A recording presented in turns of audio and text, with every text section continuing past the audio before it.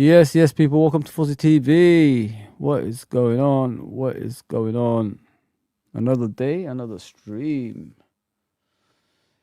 Yeah, I was meant to do this one because I'm gonna be doing obviously two streams later on, hopefully about the game. I'm gonna do a watch along and then I'm gonna do a match reaction with a panel. I hope so.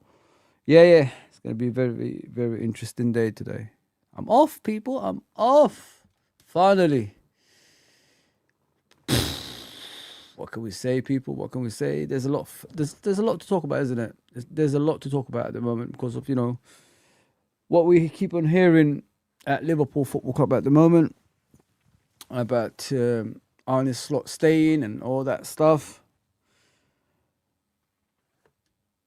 And I saw another thing about Harvey Elliott, the poor kid as well. So I might share that one with you first, and then we're going to talk about the other stuff after that.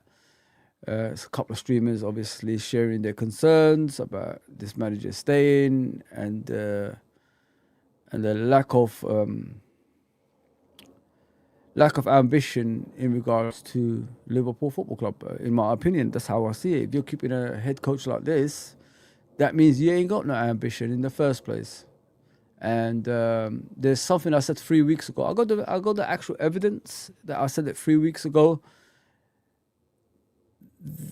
We might be blaming the wrong person here, and Richard Hughes and Michael Edwards are to blame in regards to the signing of the players, and that's the excuse they will make to keep this guy at the helm. And now we're hearing Paul Joyce is saying things like this. When I said it, everybody says I'm crazy, innit? But when Paul Joyce says it, everybody believes it. I said around the table, the same thing, way before everybody else. Now people are using that. But yeah, let me just share a few stuff with you. Big up Abdul, by the way. I'll see you there. Big up Nems. Doesn't look like YouTube is busy today, but I'm here, people. I'm here. I've got a lot of ammunition here, man. I've got a lot of ammunition. I could do whatever I want. Yeah. So let me share with you about Harvey Elliott, because I don't find it funny, like the way they treated that kid, man. It's not nice. It's not nice, guys, honestly. I feel really sorry for him. Big up Anfield Raw, man. Big up, bro. Yeah, check this out, guys. Check this out, man. Poor Harvey Elliott, man. And that's a lot to do with Arne Slot as well. I don't just blame Aston Villa for it. I blame Arne Slot on this one. This is the same to me. Like when I look at it, like how do you get rid of a player like this that contributed to your success last season, coming off the bench and changing games, and when you need Salah's replacement, he was there. Now like you ruined the kid's career when he became, one of the best players in the youth. What do you call it? Under-21s international football. It's crazy. It's crazy the way this kid's got treated. But yeah, listen to this, guys. Then we're going to move on to the stuff we're supposed to talk about in the first place. Yeah, big up Anfield Road, man. Always, bro. Always. Names, Abdul. Always, guys. I'll come to your comments in a minute. Unai Emery has said that Harvey Elliott's lack of involvement for Aston Villa this season has been embarrassing for everyone involved. But why? Well, Dave Reed has joined us on set. Talk to us about what's happened with Harvey Elliott this season. Well, if you rewind to the summer window, Villa signed him on deadline day. It was a bit of an awkward summer for Villa in terms of incomings and outgoings. It meant that they had to do a lot of their business very late, and it was almost as if they were scrambling around a little bit for players at the end of the summer window. Now, the deal that they struck with Liverpool was a loan with an obligation to buy, but the obligation wasn't quite as straightforward or cut and dried as the kind of word suggests there. Having said that, Liverpool expected that obligation to be triggered, which was 10 Premier League appearances. That would turn into a £35 million move. As far as Liverpool were concerned, he was an Aston Villa player and they weren't expecting him to return this coming summer. Now, what's happened since then is that Harvey Elliott featured a little bit at the start of the season, but was pretty much frozen out from October onwards by Unai Emery. And he went on record to say that he'd made the decision in November that Villa were not going to go ahead and sign Harvey Elliott. He last started a match in January in the Europa League against Salzburg. He's only made 4 Premier League appearances, including 1 start, And in that one start, he was hooked at half-time against Fulham. I think when Unai Emery describes it as embarrassing, I think he means for Aston Villa, but also for Liverpool. I think from what we hear from Emery, Harvey Elliott has conducted himself fantastically this season. Has got down and worked very, very hard initially to fight his way into Unai Emery's plans at the start of the season. And then since it's become clear that he's not part of the plans, he's conducted himself superbly from what we hear from Unai Emery. Now, there was an option actually in January for this all to be sorted out. So there were two options on the table. Villa could cut the loan short. There was no break clause in this loan. Villa could cut the loan short, but there would have been some form of compensation for Liverpool, so a financial deal involved for Liverpool to cut the loan short. Or Liverpool could have sanctioned it effectively to take the obligation away and for it to become a straight loan for the rest of the season. Maybe Unai Emery would then decide to play him for the final few months of the season. Villa have had injury issues, don't forget. Neither side could agree on that. So we're left in this limbo situation, which has not helped Harvey Elliott, and effectively he's wasted a year of his career. So whose fault is it, Jay? I mean, it's not Harvey Elliott's. It's a fucking joke, isn't it, guys? Honestly, like, what the fuck, man? What kind of a club are we doing this to that young kid, man? Who's been here for a long time as well. Absolutely diabolical, that is. I don't agree with it. You know what I mean? This is what I'm saying. Under the previous manager, he was a key part of the team. Even that he didn't play a lot, but still, like, he played a certain amount of games, which is respectable. You know, but when you watch it now, like, what the hell, man? Why? And I'm hearing Unai Emery never wanted him in the first place. It's madness, man. I'm not happy, guys. Honestly, the way they treat that young kid, and he's respecting the situation as well. He hasn't caused any problems or anything like that. That's the kind of player that's typical Liverpool player. That's the kind of player we, want at Liverpool Football Club. But for some reason, we treat it like this. This is what I'm saying, guys. He has to go. This guy has got no knowledge of how to treat people, man.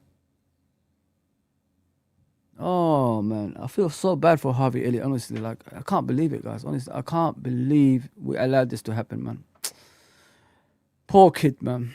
He could have been in the World Cup squad right now. Could have been on the plane to USA, Canada, and Mexico. Could have been. But we didn't even give that opportunity. We're just like... He's like a punching bag, this kid. It's so sad, you know what I mean? He chose Liverpool over Real Madrid. And what Ramos did to Salah is what actually clinched it for Liverpool. Man, it's crazy, man. It's mad. It's really, really mad. The treatment of that poor kid. Oh, man. Yeah, guys, you can see here, there's a Discord here. I pinned it at the top. Please follow us on the Discord. It's quite good. Everybody's on there. We're going to try to get every fan from other clubs on there, and of course content creators. So every time we actually do streams, we post it on there, and sometimes we ask for the subject. Sometimes we'll probably want people on the channel, and we'll put the link there so you could join us on the channel as well. Yeah, it's pretty good. There's a lot of you content creators on there as well, so please follow us on this Discord. Link is right there. Big up Abdul, man. What are you doing, Abdul? I'm good, bro. I am good. I am excellento. Apart from Arne Slot staying in, I mean, I'm excellent. Like and subscribe. A Villa versus Liverpool 8 p.m. Prediction, preview, and lineup. I already did the lineup yesterday, bro. I did all that stuff. No, 18 losses, 8 draws, no trophies, no fight, no press, no toughness, and not good enough. I agree, bro. We're shit.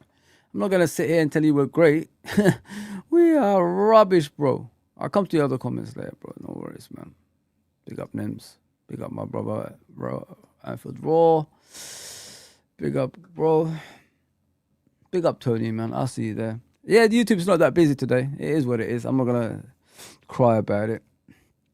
Fozi, the thing with Slot was he didn't even seem to care about Harvey, or even if he was still contracted to our club. That's what I'm saying, bro. Like, we will never, us as fans, innit? We will never connect with Arne Slot. So what is the actual point you managing Liverpool Football Club? I think this has gone so far to the direction of, we no longer want him here, you can't bring it back. No matter what he does. Even if he wins something, we're not going to take it because we don't believe in his way of thinking, the way he acts around Liverpool Football Club. Like Frank said many times on my channel, on his channel, he doesn't embrace Liverpool. He doesn't know what Liverpool is all about. He's not even willing to learn about what Liverpool is all about. We've been lied to, guys. That's why I always bring the ownership into question. What is this lie you fed us in regards to this guy? You said there ain't going to be no difference to Jurgen, but it's completely different. It's even worse. It's worse than Roy Hodgson. At least Roy Hodgson tried something. This guy, I just don't understand like what they see in him to keep him in the job. And now we're hearing about, certain things I'm going to discuss later on that I already discussed 3 weeks ago with you guys. And I said to you, this is the reason they're going to keep him. And then people always say, I'm mad. I don't know what I'm talking about. Or is it conspiracy theorists? That's the words people use. You know what I mean? There you go. But everything I said, guys, I stood by it. And look at the outcome out of that. It's all coming true, man. Because I listen. When you're in connection with this football club for so many years, over 40 years, yeah, you've got this connection with your football club. I've always had that doubt with the owners. I've always said they're not good enough for Liverpool Football Club because they're not ambitious enough. This is what pisses me off, guys. You look at our fan base, yeah, especially the older ones. They know what Liverpool is all about. They know the ins and out and all that stuff. They know we're a successful club. We are an elite club. After that, I don't know what these people have eaten. I don't know if these people actually studied Liverpool Football Club. I don't even know if they even know what Bill Shankly, put this club on the map for. I honestly don't think they do. Because if your acceptance of this nonsense, this diabolical, ownership and head coach, then there's something wrong with you as a fan. You can't defend this. You have to fight this. I've even seen the poll on social media, which I will share with you in a minute. But let's just finish this video. It's crazy, man. Okay, it could be a Man United fan, it could be a Chelsea fan. Why would they want Arne Slot out? Think about it that way. Why would Arsenal fans, Man City fans, and Man United fans and Chelsea fans want Arne Slot out? It'd be great for them because we're still gonna lose and all that stuff. So why would they want them out? So I believe majority of those people that's in the petition are Liverpool fans. Don't discredit our fans, man. Once we share our concerns, when we say enough is enough, we mean it. We don't really beat around the bush. We want this guy out. He has to go. Wake up, everybody, man. And we can't sit here and accept this shit, man. He's going to sign a couple of year contract next. Do you guys know that? If he's staying, he has to sign a contract. Because think about it this way, guys, yeah? How would you sign players for... And this is the quote that came out of them. That it's Arne Slot's time now. He's going to sign the players. So if he's staying, why would he be... If he's going to sign players, yeah? Why would he be here for only one season? Of course he has to sign a fucking contract. So we're going to be stuck with that too. Extra years on top of that. Probably 3, minimum 2. Maximum 3, minimum 2. That's what I see the contract is going to be. We're fucked, man. We are fucked. Is it Liverpool's? It's definitely not Harvey Elliott's. What could Liverpool have done with him? Both. They played him right wing when Salah's been out. Exactly, definitely. They definitely could have done with him, Liverpool, because, there's Salah and then there's nobody else. There's players that like Wirtz that played there, Szoboszlai played there, but there's no one that you would say is as comfortable as Harvey Elliott on that right wing. But like you said, he's wasted a year of his career, and I look at it and say, who signed him? Clearly wasn't Emery, right? Well, at the time, the deal was struck by the Villa president of football operations, Monchi, who is now no longer there. He left the club shortly after the summer window. So there are question marks about whether Unai Emery truly wanted Harvey Elliott. And I think that's why Emery is a really good manager, and he wants to control, because I think the players that he wants plays and he has there and he has involved in the squad. I think the unfortunate thing that I think has happened here is that Emery hasn't actually signed Harvey Elliott. I think Monchi probably signed him. he was thinking, we need numbers in the door, we need players in the door, we need bodies there in case there's injuries. But then he didn't fit into the system that Emery likes. So then he's in a predicament because he's like, well, if I play him, we're going to end up having to pay 30 odd million pound for him, and we need that money to buy other players. But like you said, Harvey Elliott's handled his business really well.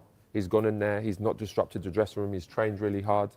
And when you hear things like that, you say, that's why Liverpool probably be saying, you know what, he's welcome back. Because when you have that kind of attitude as a player, you always want them players in your squad. I just think for Aston Villa, it hasn't worked out because of the way Emery plays. Okay, Dave, thank you very much. You heard that, guys. Like, it's madness, man. It's freaking madness how we treating players, man. I've never seen anything like this at this football club. Honestly, like how bad we are to treating players. It's crazy. You keep saying, we keep hearing it's unlike Liverpool. Like, yeah, this is very unlike Liverpool, the way we're behaving as a football club. It's completely different. So let me put it that way.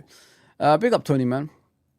Yeah, Fozi, remember, Slot Edwards Hughes guy. I know that, brother. If he fails, it looks bad on them, and that's why they don't want to let Slot go. But the bigger question is, are they damaging the club? Oh, 100%, bro.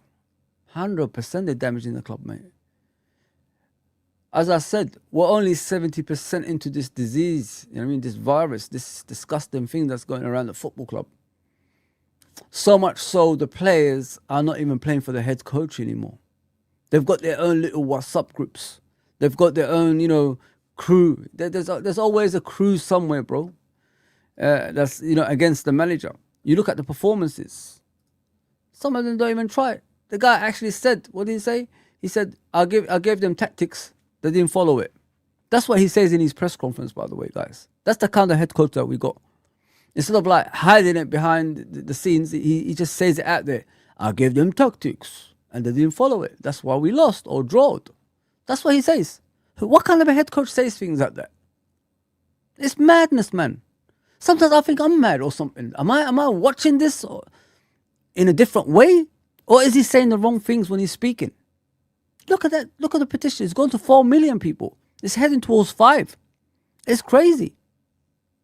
It's freaking crazy, man. The goal is like only 100K it was. Look, it's gone to millions, man. Oh my God. It's crazy, man. I can't do this anymore, honestly, guys. I can't sit here and live through a lie. I can't. I really, really can't, man. It's lies everywhere at this football club. The fan base is like it's hiding, don't want to say what you're supposed to say. The club is just always putting stuff out there that's making the fans even more angry for their own mental health state. You know what I mean? Like, for our own mental health, we don't need to hear about Arne Slot staying and all that stuff. But they're still doing it. I mean, it's madness. None of us want him here. We want him gone. But you're always digging in, just like in spite of the fans. Just because we stopped you getting your increase of tickets and all that stuff. Now, I said to you guys before, didn't I tell you guys? We're going to suffer something, man. For them to stop the tickets right there, increase the tickets like prices, there's a consequences after that. And it's already starting. Now we're hearing this guy is staying. And he said it in his press conference yesterday. So we're fucked. I told you guys this. There's always something behind the scenes. They pretend they're with you, but they're freaking sticking it on you at the same time.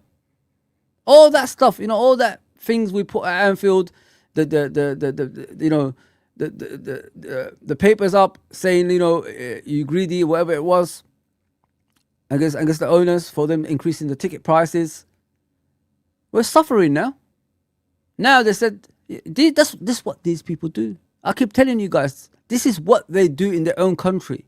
You go against them, they'll fuck you over. And I told you this a lot of times. Be careful how you go on about things, man, because they'll say to you, yes, we're with the fans, we're all together, kumbaya, and all this stuff. They will say these things to you. But behind the scenes, they are screwing you over, man. Now we're gonna suffer the consequences for us stopping those ticket increases. Watch, man. Watch. It's crazy, man. Yeah, my Flintstone car is not working. Yeah, okay. It ain't. It stopped working a long time ago. Yeah, my X5 is gone. I've got a Mercedes now, mate. There you go. Boom! Boom, boom, boom, boom, boom, boom.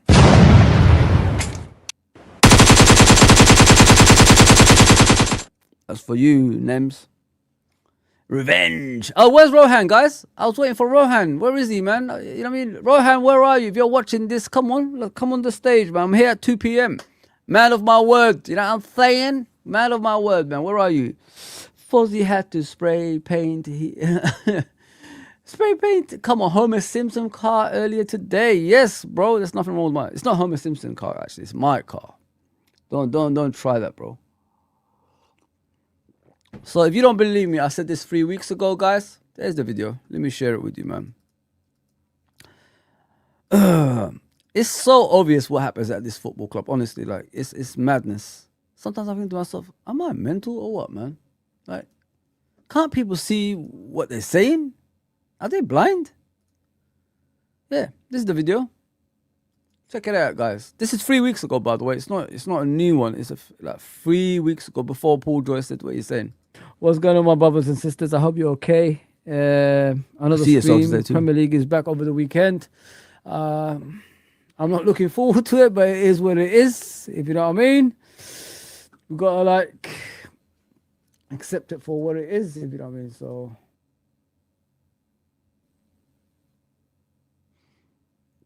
I'll talk about what Paul Joyce said already 3 weeks ago. I hope my audio is okay, guys. I don't want to, like, you know, have a bad audio. How we doing? How we doing, everybody? How we doing, man? I didn't plan this. I was going to have a rest after work and just chill. I thought there would be football on TV, but there's nothing on TV. I think Serie A is on. AC Milan and Calgary. I think, is that how you say their name still? I don't know. Calgary. Calgary. Let me just check. Youth Cup as well, semi-finals. But there's no Serie A on TNT at all, unfortunately. So I can't watch that. Yeah, as you can see in the thumbnail, guys, I just want to ask questions, innit? After I spoke to my mate Scott today, and we watched the Tom Warner video about, you know, we want to compete with the big boys now. Yeah, Blackburn and Coventry is playing, innit? We was thinking about, you know, Arne Slot. Is he getting wrong end of the stick? You know what I mean? I'm not gonna say like I'm an Arne Slot in it all of a sudden. I'm not gonna say that, guys. I'm still Arne Slot. That hasn't changed. But I'm looking for well 3 weeks ago, guys. This is a 3 weeks ago video. Hear me. I'm looking at it from a point of view of, guys, like, is Arne Slot to blame here? Or is it other people behind the scenes? You know what I mean? Well, I want to discuss it, but let me show you what I've seen on social media so far, and then I'll go back to the real subject about even Jurgen. I'm going to speak about, to be fair, guys. I got to mention that as well. This, we don't condone at all, man. I don't like seeing things like this, guys. Like, it's a disgrace. We're not that type of football club. I know emotionally. Like, we've got to be careful, man. It's not the way to go. We're not that type of fans, you know what I mean? So, please control your emotions, man, because that's disgusting if people are doing that online. I'm not part of that. I don't do silliness like that. I'm a Liverpool fan, you know what I mean? The guy's employed. Sometimes you've got to look at the right and wrong as well. Is it his fault these things are happening? He might be innocent in all this. Mm-hmm. Nobody ever thought of that, you know what I mean? Everybody's looking at the tactics and how bad things are. Is this his players? Did he ask for these players? Have we even thought about it in that way? You know what I mean? So, like, we've got to be careful, man. We have to be careful how we go on about things. Like, but, yeah, I've got a few things to say. You could decide how you want. I'm not early slotting. I'm still out. I'm not going to change my mind. It's done, innit? I don't like weak managers in charge of my football club. Exactly. We've got to come up with some stuff, yeah. Why is he still in a job? Why hasn't he been sacked? Mm-hmm. How often do managers stay in a job after 17 Big up, losses. Frank. And not even a trophy in the season either for a team that's won the trophy last season. So you got to ask yourself these questions, in it, guys, because I'm starting to worry, man. Are we attacking the wrong person here? Because we had a previous manager that signs a 2-year extension to his contract, and then a few months later he quits. You know what I mean? He says, I'm going. And then all of a sudden, Michael Edwards reappears in the picture. So there's a lot of stuff to discuss, guys, you know? It's a lot of stuff. Listen, I know some people don't want to hear it, but you have to talk about it, man. You have to talk about things like this. And I saw Michael Owen say this as well. Let's see what he's saying. Michael Owen. Before I start, let me just get into the chat. I haven't changed, guys. Don't worry, man. I'm all over the place in regards to my head at the moment because I've just come back from a 12-hour shift. So Michael Owen blasts Arne Slot on calling Liverpool a trading club. You know, disgraceful managers that we ever had. Football club. One day the truth will come out, and then you guys are gonna always different sides to the stories. We always attack Roy Hodgson, Roy Evans. How is he still in a job? You gotta ask us. Big up Squidley, big up brother, big up Nems, big up of course. Who's that? Emre, big up Emre. Big up, man. Please like, share, and subscribe, guys. I appreciate if you could do that for me. So, it's not defending him or anything like that. We got to come with the facts here before we actually say things. You know what I mean? There's always different sides to the stories. We always attack one side, but we don't even think about the other side. You know what I mean? This guy could be innocent for all we know, if you ever think about it, guys. His actions might not show it, but there must be a reason behind it, if you know what I mean. So, as I always say, to me, there's a common denominator here, and it's the owners. I stick by that. I think these people are the most corrupt people in football. I don't want them at my football club. One day the truth will come out, and then you guys are going to apologize to the people that wanted FSG out all along.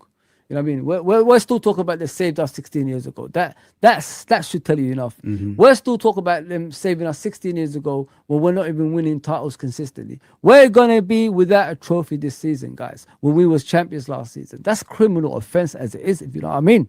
But nobody looks at that. Nobody wants to look at that. We're still going by the movie script, Moneyball, you know what I'm saying? How can we still do Moneyball when we're one of the richest clubs in the world when we got the finance out recently? Don't make sense, does it? And our head coach is talking about selling to buy and all that stuff again. We're not sell to buy club anymore. We moved past that stage of life. Why are we still talking about selling to buy? I don't understand. So, guys, you got to stick with me, man. I've got a few things to say today, man, and you'd be shocked. You will be shocked, man. You've already have that mindset of blaming him only, but you're forgetting there's another side to this football club that always lets people down, if you know what I mean. So, yeah, man. Yeah, man. I'm going to come to the story. If you leave, you're going to 3 weeks ago, people. Anyway, so you can 3 go, weeks ago, man. before There's no Paul Paul Joyce. you, bro. To a lot of people, especially Jurgen as well, guys. Like, Jurgen, man, that miracle, man, he deserves the biggest apology of anyone, if you know what I mean. So I want to listen to the obviously the press conference. I know you guys don't care, but listen, this is the end is nigh for this guy. You know what I mean? So let's listen before he. Yeah. So this video is. Let me show you guys where it is. Hopefully I can find it. So I did say, as I said on there, there might be more to this for him staying, and he's enjoying talking about sell to buy and all this stuff. What I said in this video, if you watch it entirely, it's about 3 weeks ago. I think the thumbnail, let me just take the thumbnail for you. Let me go back to that. So what I said it in the beginning, but the entirety of the video you have to watch to understand what I said. So, where is it? It's, hopefully I can find it. Where is it, damn thing? Is it this one? No, not me and Frank and that. Where was it gone? It's 200 something. No. Not that one either. Hopefully I could find it. Let me go back, then I can see which one it is. Yeah, so what I said in that video was exactly, is this one? No, that's not this one. Hang on, let me find it. No, that one. This one. with Richard Hughes, FSG, and Michael Edwards. This one here, that's the video, 212. So what I said in that video is what I did in the beginning. What I said was, I don't think Arne Slot signed these players. That's why he still remains in the job. So now you're hearing from the hierarchies, he wasn't to blame for the players that we brought in the summer. That's what they're saying. That's the excuse they are using to keep him in the job. And I said this 3 weeks ago, by the way. 3 weeks ago, not what Paul Joyce said a few days ago. 3 weeks ago, I said this. Because I think, you know what I mean? What I'll do is I think about, why is this maniac still here? And why is he always smiling and having those idiotic comments every single time, responds to questions? And then you just sit there, you just look at all the stuff. I look at all the stuff that he said in the past, what this club says, then you just combine it together. Then it opens up your mind more, if you know what I mean. And we're fucked, man. If Paul Joyce is saying this now, we are done. Xabi Alonso will be at Chelsea, guys. I'm telling you that right now. Xabi Alonso will be at Chelsea at this rate. We can say about, you know, his contract comes to the end of Real Madrid and all that stuff in the summer, but the things that's coming out right now, if Paul Joyce is saying it, and he's the closest, you know, reporter to the football club, we're in trouble, man. We are in trouble. So, yeah, let me share Anfield Agenda. Craig will see what he's saying. Then Hussam, and then Ade. He's on there as well. So let me get to the comments before that. What do you guys think? That's what I want to know. What do you actually think, guys? Like, I know, like, we don't like what we're hearing, but say it happens. What are you guys gonna like? What's gonna happen, man? What's gonna happen with you guys? Are you guys gonna still watch Liverpool, or are you gonna say enough is enough? I'm out of here. Frankie said last night, and I say it all the time, the man never wears any of our club. Yeah, he doesn't. Yeah, he doesn't. Not a jacket, jumper, trousers, anything. Yeah, you're spot on, actually, bro. But he does it in the training ground, didn't it? Where nobody can see him. He does it over there. At least Jurgen felt part of the club, didn't he? Really, if you look at Jurgen, he always wears the tracksuits and all that stuff. He's you know, well known for that. Yeah, so I said that 3 weeks ago, guys, and I said the round the table way before that as well. Straight away when I watched it about 3 or 4 times, the round the table, I realized we're fucked, man. There's a reason they're making this video. There was no advertisement for it. It just appeared out of nowhere, around the table, straight after the transfer window closed, with Arne Slot, Richard Hughes, and Billy Hogan. And I'm hearing Billy Hogan saying, I scout for players. I said, what the fuck are you talking about? You scout for players, Billy Hogan? You're not even part of that fucking... You're not part of that team. You don't even know football. You still call it soccer. Why are you getting involved in the transfers? Oh, my God. Oh, man. Poor Dean, man. Trudon has it in for Dean, guys. Yeah. Would you see Dean next time? Just tell him Trudon has it in for you. Every single time I see a picture of Dean, is on Trudon's bloody profile. It's weird. You see the Oxford Street Liverpool shop has opened. Oh, there you go. Money-making scheme again, bro. There you go. I don't need to go to Liverpool anymore. I don't need it anyway, but there you go. I could go down there now. Buy some merchandise that will only last me for 1 year. Great. Madness, man. Yes, I do names. You keep repeating it, bro. Let it go, bro. It's a great car. Flintstone car is the way forward. I'm telling you, man. It's gonna fly one day, like Back to the Future. Great point, Fozi. Everyone needs to know this guy is extending, but nobody is seeing it, bro. That's the thing. Nobody is seeing it. I'm just looking at it from the club's reaction towards things. What aren't we hearing is leaving? What aren't we hearing? Xabi Alonso is going to be the next manager of Liverpool. Why aren't we hearing that? Why aren't we, like, you know, all we hear is Richard Hughes leaving and all this stuff. And if Richard Hughes leaves, Arne Slot is leaving because that's his man. Who says that? Who says that? Who says, like, he's going to leave with him? No. They employed this guy, man. They employed this guy. And as I know of our owners, what I know of our owners is if you got credit in the bank, they're willing to give you another shot. You can make a mistake one season, and then next season they'll give you another shot. If it doesn't work out, maybe in the first 3 to 4 months, they get rid of you. That's what they do, man. Big up, Colin. What are you saying? No integrity from Slot, this guy. Yeah, he's got nothing, bro. He's got nothing that's remotely close to Liverpool Football Club. Even if he wins things, I said earlier, bro, I don't want him at my football club. I want him gone. But for some reason, people want him to stay. Like, I don't understand. I really don't understand. So let's listen to Craig. But let me get to the comments before I go to Craig and see what he says. Listen, I like this guy to a certain extent, but I know what's his game, if you know what I mean.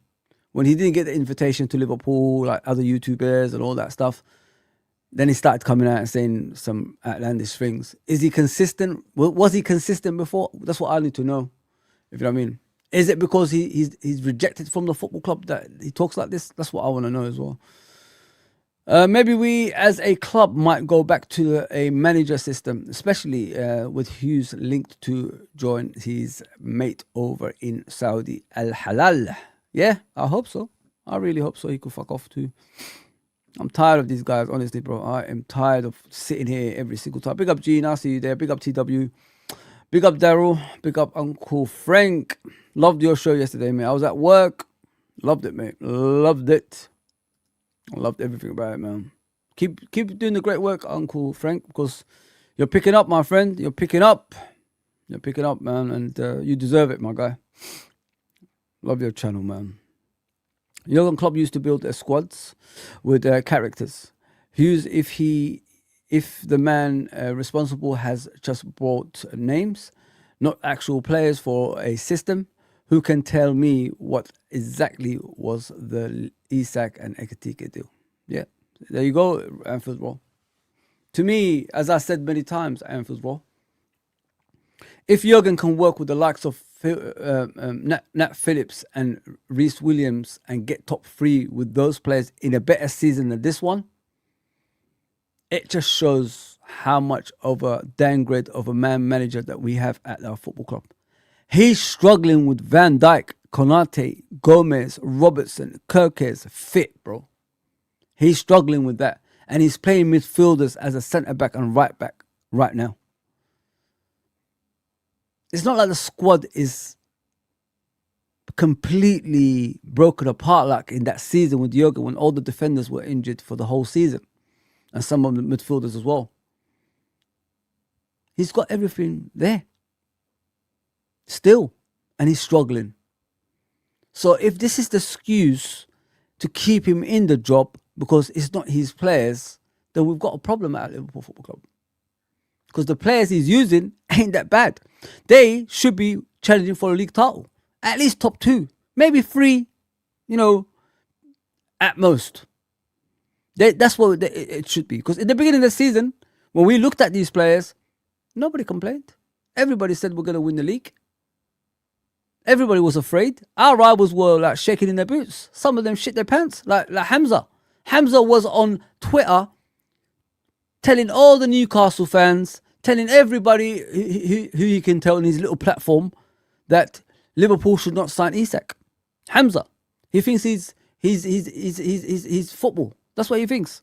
He thinks there's a billion of people are following him. Yeah, Liverpool, make sure Liverpool don't sign Isak. It was everywhere. He posted in every place that he can. Like he's got power.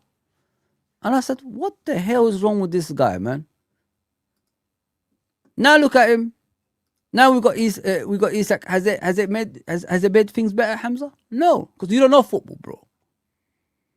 You're posting in every social media I saw with you saying, stop Liverpool buying Isak. Why? Like, what's it to do with you? You buy everyone you want. So you don't want other people to buy things? And now you're crying about the the foul on Raya. You're crying about the foul, which is a clear foul. What about the handball Rodri did? What about that kick Doku did? What about that Diaz offside goal? Where were you when all these things were happening? Oh, no, you know, it happens. That's what he used to say. It happens. That's football. That's football. It happens. That's what he says. Now he's crying about a genuine foul. The guy's arm is across the throat of the goalkeeper, stopping him to getting the ball. What are you talking about, bro? The hell you on about, man? Do you actually know football, mate? Like, what is going on? It's a foul. You don't say nothing when it happens to your team, do you? When you guys do some damage, nobody says anything, especially you. You hide and you say, that's football. That's what you say. So calm down, man. It's a handball, bro. Stop crying about it. I see him in every stream crying like a baby, man. Embarrassing, man. Come on, man. Man up. You're not going to win every title, man. Fucking hell. You're not going to win every title, man. Wake up, man. It happens. You should have beat Everton. That was the game you should have won. But you didn't. You pussied out. Idiots, man. Embarrassing, bro. He's going on every stream crying. I think like, bro, like, stop. You've got fake titles anyway. Nobody believes in your titles. They're all fucking bought. Your club bought those titles, my friend. It's not genuine. It's not out of, you know, talent of a manager or a football club. They bought titles. You paid for titles. That's why people want you to win, because we don't believe it's real. Arsenal is real because they raised that money. They spent their money. That's the difference between you and Arsenal. The thing we have we have a go about Arsenal is their fan base who think they're better than what they are. They think they're Real Madrid. They think they could compete with Real Madrid. That's why we are against Arsenal. If they shut their mouths and get on with business, I don't think anyone will have a go at Arsenal. I used to love Arsenal back in the day, Ian Wright days, Winners' Cup days. That's what that, you know, Anelkas and all these guys. They were actually humble enough, playing shit football. I mean, that's how it was. But nowadays, I've even heard Arteta is better manager than bloody Ferguson. Like, this is the delusional part we hear nowadays.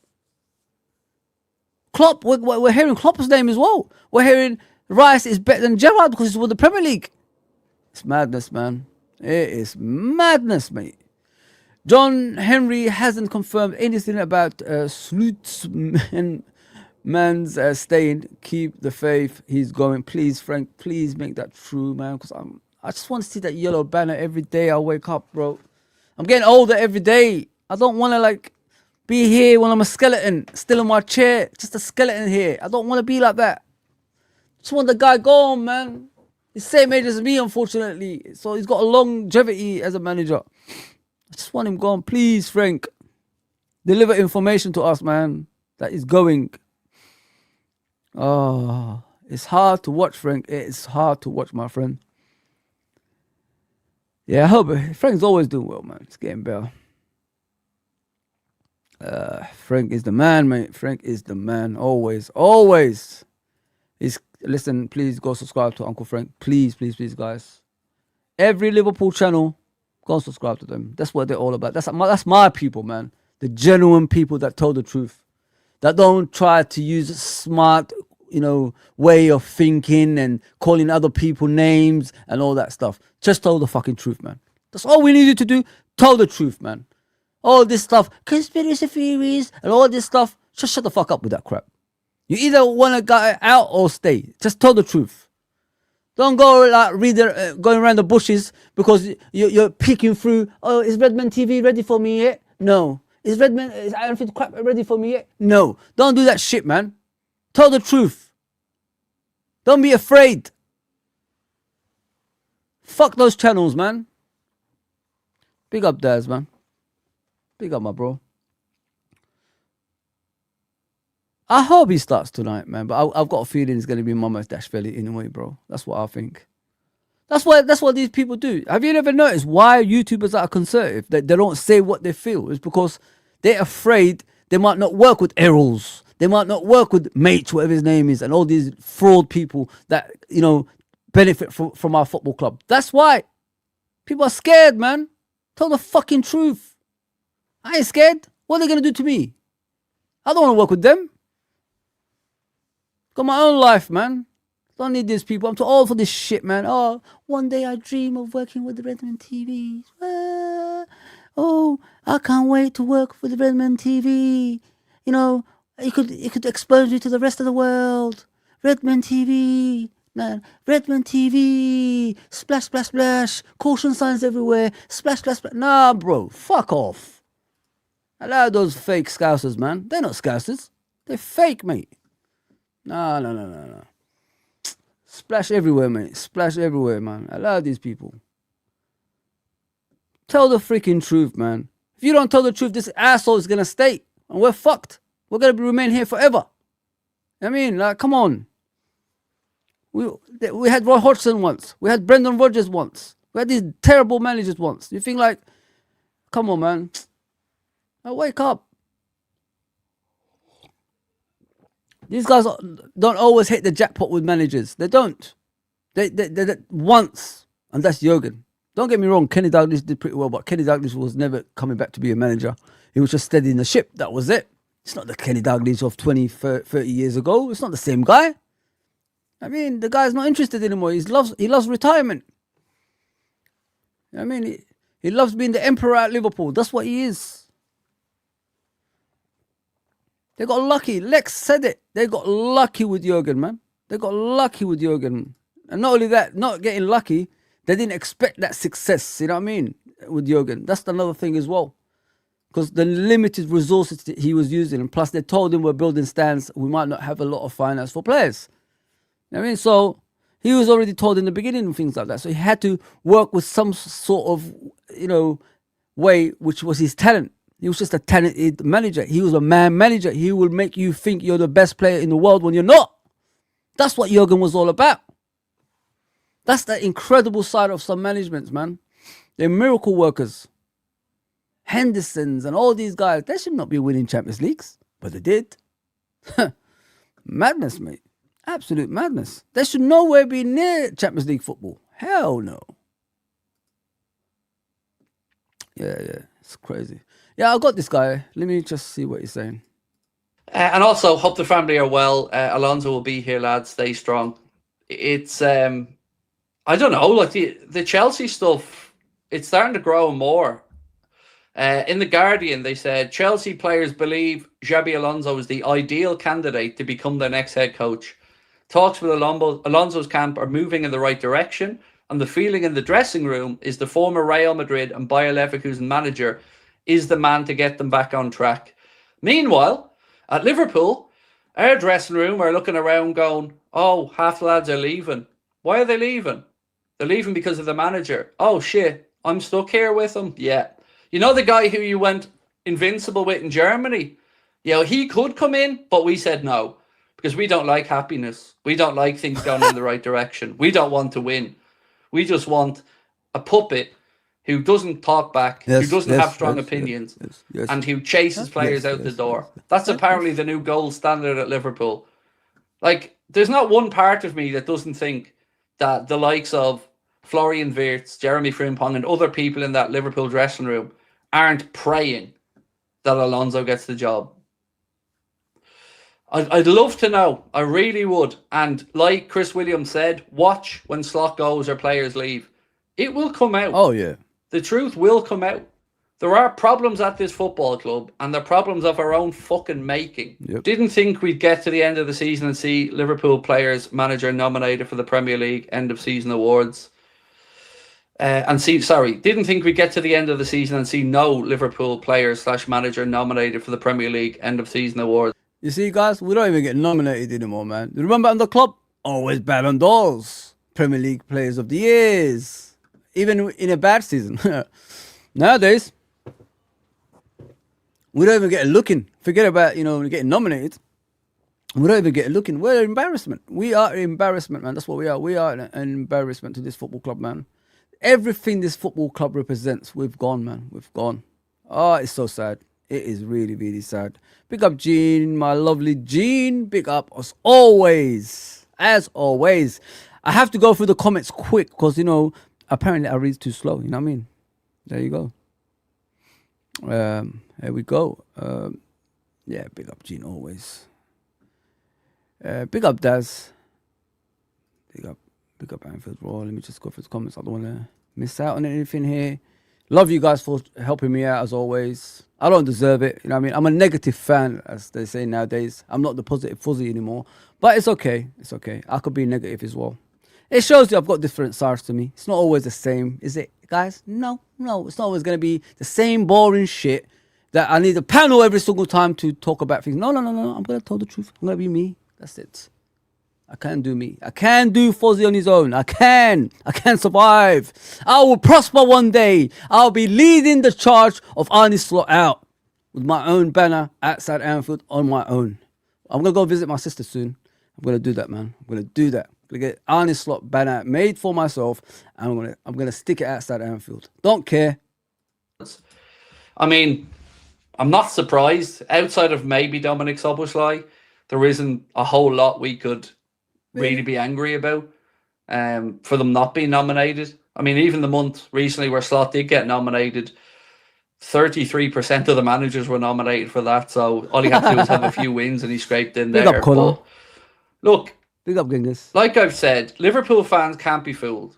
Nope. You don't need to take my word. You can take for granted if people want to think I'm toxic, I'm whatever. Doesn't matter.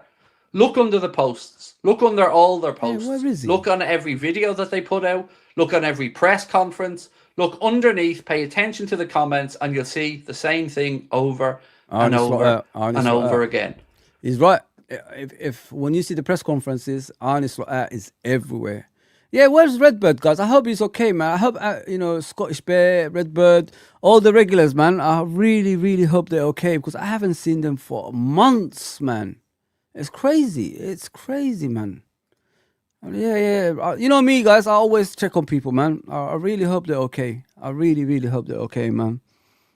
I'm glad to see some old faces are back, like Steve yesterday came back. Yeah, man. Big up, Darryl. He said, don't tell that to Frank Fozi about Alonso. Yeah, it's crazy, isn't it? Imagine like Alonso actually manages Chelsea. Oh, man, it'll kill me. Let me just put it that way, guys. Honestly, it will kill me. Not even a joke, man, because I loved Alonso at Liverpool Football Club. Oh, man. Technical players is what I do, guys. Baggio, Alonso, these are Xavi. These are my type of players, man. You know what I mean? This is what I used to watch as a kid.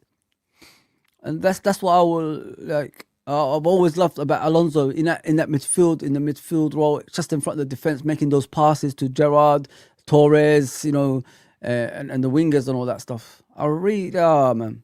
Like if you look at Alonso, he was at Liverpool in a bad stage at Liverpool as well, with him and Luis Garcia joining. I remember, I think it was Bolton away their first game, as I remember, and then we saw that talent from both of them as well. Yeah, I miss those. I mean, listen, it might not be the most successful time at Liverpool at the time, but I miss those days. I really do, because it was a genuine Liverpool way, wasn't it? It was like, well, how do you say it? You felt more closer to the club back in the days.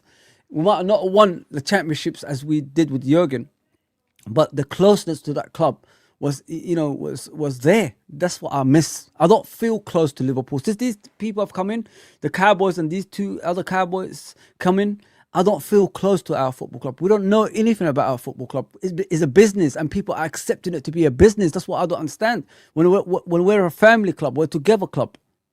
They distance themselves from this football club, these owners. There's no... we talk about Arne Slot not having connection with the fan base. Do FSG have a connection with the fan base as well? That's what you got to ask yourself. What do they do for the fan base? When do we ever have a meeting with them and ask them questions? What's the future plan for this football club? What's the plan for the next 5 to 6 years? We keep hearing we're a business. Then every business has a plan to progress, right? Every business says, I want to be the best at what I do. So what's going on? Why don't we ever ask these questions? Because we're never best at anything. We only do once and we disappear for another few years.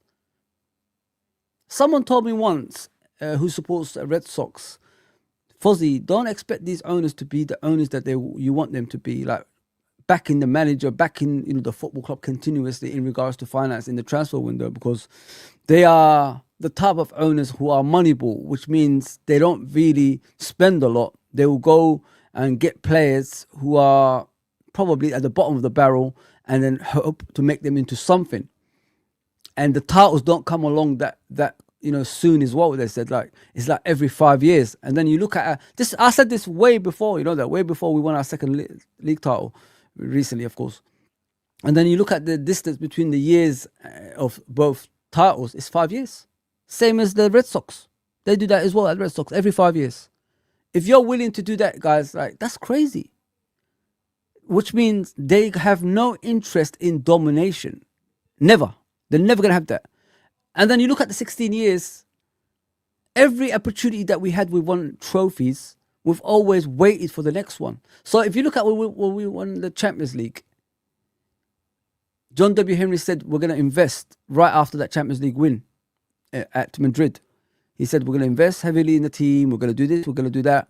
And then you see the transfer window, Harvey Elliott, Seth Vandenberg, and Adrian walks through the door.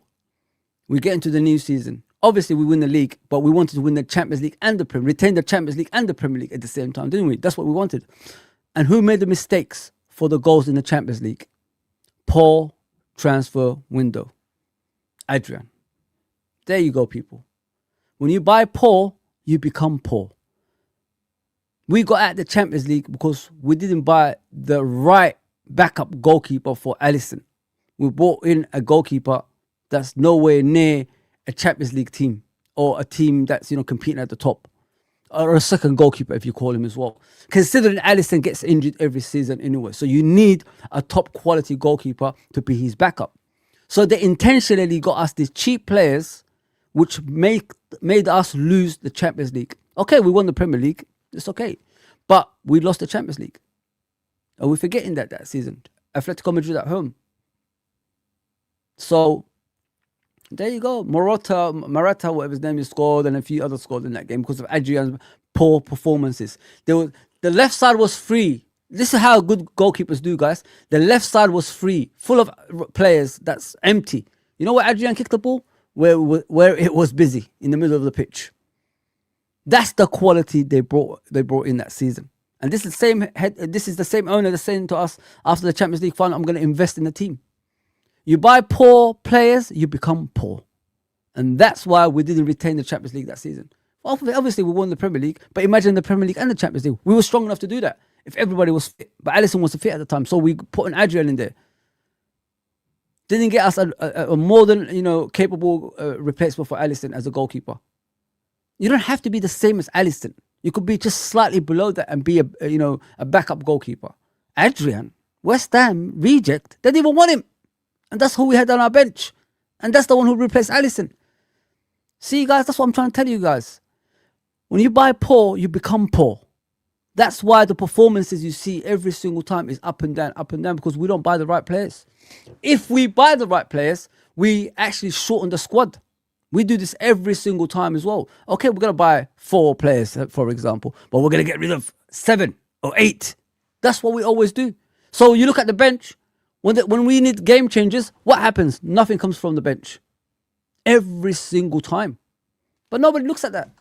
We just sit here, happy-go-lucky, and then because we won a trophy, we forget we could have won more if we did the right thing in the transfer window. It's madness. It's crazy, man. Sometimes I think I'm mad or something. Like there's something wrong with me. Nobody gives a F. You are supposed to get the best out of our squad. Yeah, 100%. This man has wrecked everything about us. How is that if it is just about him not choosing players? There you go, Gene. He's got the likes of Chiesa, confidence gone. Do you remember Chiesa in the beginning of the season? He was brilliant. But when you start like leaving him on the bench and giving him last 5 minutes every single time, do you think the confidence is going to be there anymore? No, it's gone. And then you look at Endo, didn't give him a chance. Gave him the one chance. He gave him one chance. Man of the match performance against Sunderland, got injured, and he still carried on playing for this manager. Are we forgetting that? And then he was out for the rest of the season. Yeah, it's crazy. And then he gives Jones a chance. Where does Jones play? Right back. We need him in midfield, man. We need him in midfield. You put him as a right back. Soboslai, the best player in the in this season. That's what I keep hearing. The best player in this season. Where does he play? Right back. If you're the best player in the season, shouldn't you choose where to play in the team? Shouldn't you be playing in your strongest position if you are important to the team? That is. That's what I'm asking. It's crazy, man. It's absolute. It's like, it's madness here, guys. Honestly, it's madness what I'm seeing. But nobody's waking up to it. And it's always the common denominator here, the ownership. How can we go a season we won the Champions League, and the next season we're supposed to retain it?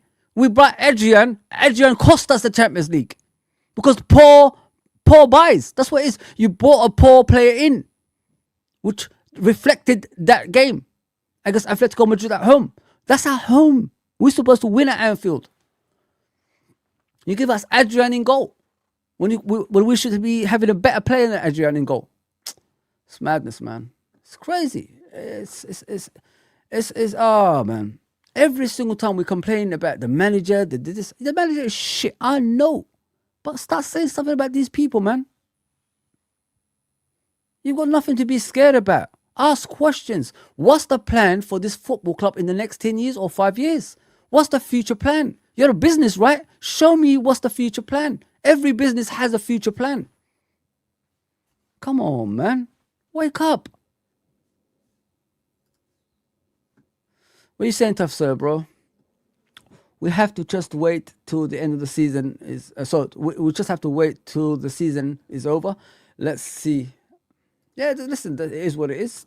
Tough Sir, bro. I'm not going to sit here and tell you like to think my way. I'm just giving you a heads up. You know what I mean? Wait for something you're not going to like, if you know what I mean. Because this club is not giving me any indication that things are going to change with this head coach. Unfortunately, bro. So it is what it is. Big up, Daryl. What are you saying, bro? Fozi, Frank told you nothing can be said till June. I hope so, Frank. I really hope so. I really hope so, mate. Honestly, I really, really hope so. But when Paul Joyce says what he's saying, majority of the time is correct, innit? Because he works around the football club. I don't love Neymar. I hate Neymar. TW, man, big up, my bro. Hope you're okay. Hope you're okay, TW. What was saying in the chat? Yeah, big up everybody that's supporting me, man. I really appreciate that. You know what I mean? I'm almost at 3,000. I said, I gave a promise, you know what I mean? If we get to a 3,000, we will have a little party over here. You know what I mean? So let's get to 3,000 as soon as possible. You know what I mean? If Slot stays, I take myself away from games till he's gone. I have no more energy. Neither have I. That's how much I feel about Slot and his dead football. I've never felt so disconnected from this club. You're spot on, bro. We're all disconnected. It's not just you. We're all disconnected, my guy. It's not just him. At least the Moore family had connection with the Liverpool fans because they're locals, of course. They're from Liverpool and all that stuff. But I miss that family environment at our football club. It's no longer there, bro, and it scares me the way football is heading. You look at the Premier League nowadays. You say about 75% of the Premier League teams are owned by Americans. The rest are overseas from Arabs and all that stuff, Arabia and all that stuff. So it's scary times, bro. It's scary time. And then you look at the quality of football in the modern day. It ain't that exciting anymore. There's a World Cup around the corner in the next month. We're not even talking about that. We used to look forward to World Cups, man. World Cups was the pinnacle of a player. World Cup was one of our favorite things to look forward to in the summer. Because, it only comes every 4 years. It only comes about every 4 years. And now you look at it, nobody gives us a World Cup. Don't care about it, man. Some people are even saying boycott it because it's in America. You know what I mean? Donald Trump, they hate Donald Trump. Now, if this was Italy, France, and you were dealing with the ultras of their fan bases, this would be a very fucking different situation. Liverpool fans aren't going to march on the AXA, and rightly so, because that's wrong. But again, they're pushing. They're pushing and they're pushing and they're pushing. And I'm telling you, this is going to get messy. Watch if Alonso goes to Chelsea. Watch the response. Watch how Liverpool fans feel. Whether they wanted Alonso or not, it's an easy win. And again, why are they keeping him? Why are they keeping Slot? That I'm not a Slot fan, but what would he have to do next season, in your opinion, to justify the owner's decision to keep him? I mean, it's a good question, Gareth. It's a good question.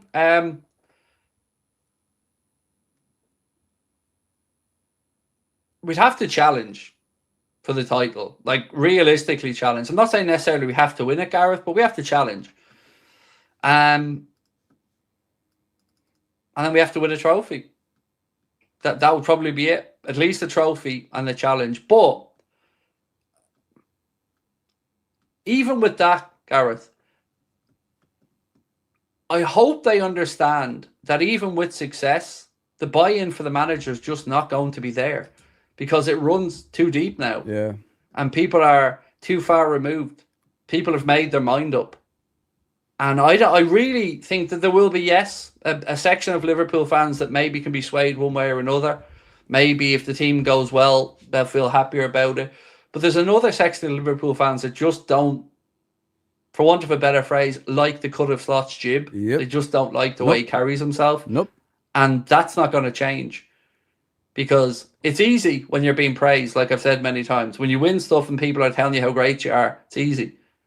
But when your back's against the wall and you're throwing people under the bus and you're coming out with nonsensical excuses in press conference and you're cherry picking data to try and suit your narrative, even though it isn't true, that's what's undone him. Yeah. More than anything else for me. Because many Liverpool fans just wanted an acknowledgement this season of the fuck-ups. Yep. But all we keep getting is manipulation and excuses. And we were unlucky. Unlucky. We weren't unlucky. We were caught out.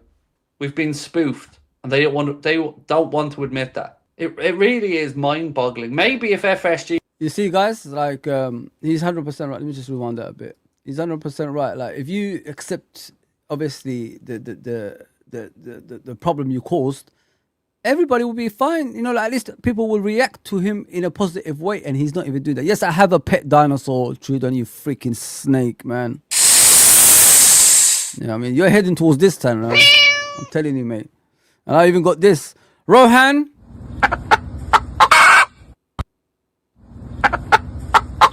That's you, Rohan. That's you, Rohan. You know what I mean? You chicken. Chicken that, eh? I don't see in the chat. Fozi is... yeah, he's right what he's saying. Like, if you take accountability for your actions, I think people will be fine. There's some people will be, you know, supporting you in some sort of way. But he doesn't even do that. You know what I mean? Like Uncle Frank said, he doesn't even embrace Liverpool. So what's the actual point keeping a head coach like that at the football club? It's crazy, man. He does every single time there's a problem. No, it's not me. It's the fans are against the players and all this stuff. Who says things like that? It's you. They're booing you, bro. They're not booing the fucking players only. You and the players, you could say, if you have to. Fozi is the same ref we had against Everton tonight. Oh gosh, Kavanagh. Says a lot for me, innit? Kavanagh, he gave the free kick when we played against Arsenal away. When I don't know what that means. When they score, when we scored that free kick. Okay. Okay. Arsenal away, when do scored that free kick? One hell of a free kick. It's Arsenal away. I guess Arsenal away. We didn't score this week. I don't remember that game we scored. I thought it finished 0-0 that game. It's crazy. I know that Soboslai won the free kick, if you're talking about that Soboslai free kick. So we're not going to Chelsea. Nem says, we'll see, mate. We'll see, my friends. I think we will be going down there if we don't act quickly. Jabi not going to Chelsea. What's doing LTW there? Let me read. Akia, pick up my brother, Akia. See, Akia, over here. We're family, bro. We're together over here. I support my peoples. All good, bro. All good. Pick up everyone. Fozi. Thank you, Akia. Pick up Connor. Thank you for the messages, Connor, man. You're following the thing I asked for. Thank you very much. I mean, put comments down below if I'm not here and you just see the video. I mean, it's simple as that. Why is it so difficult, man? 6 times in the house.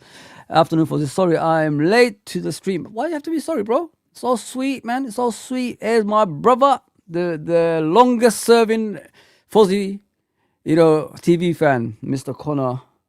Big up, bro. Always and forever, man. Since the beginning, man. Since the beginning, bro. Yes, Gene. There we go. Petrol and diesel titles. It's crazy, man. It's absolutely crazy. I hate Arsenal so much. I can't say it.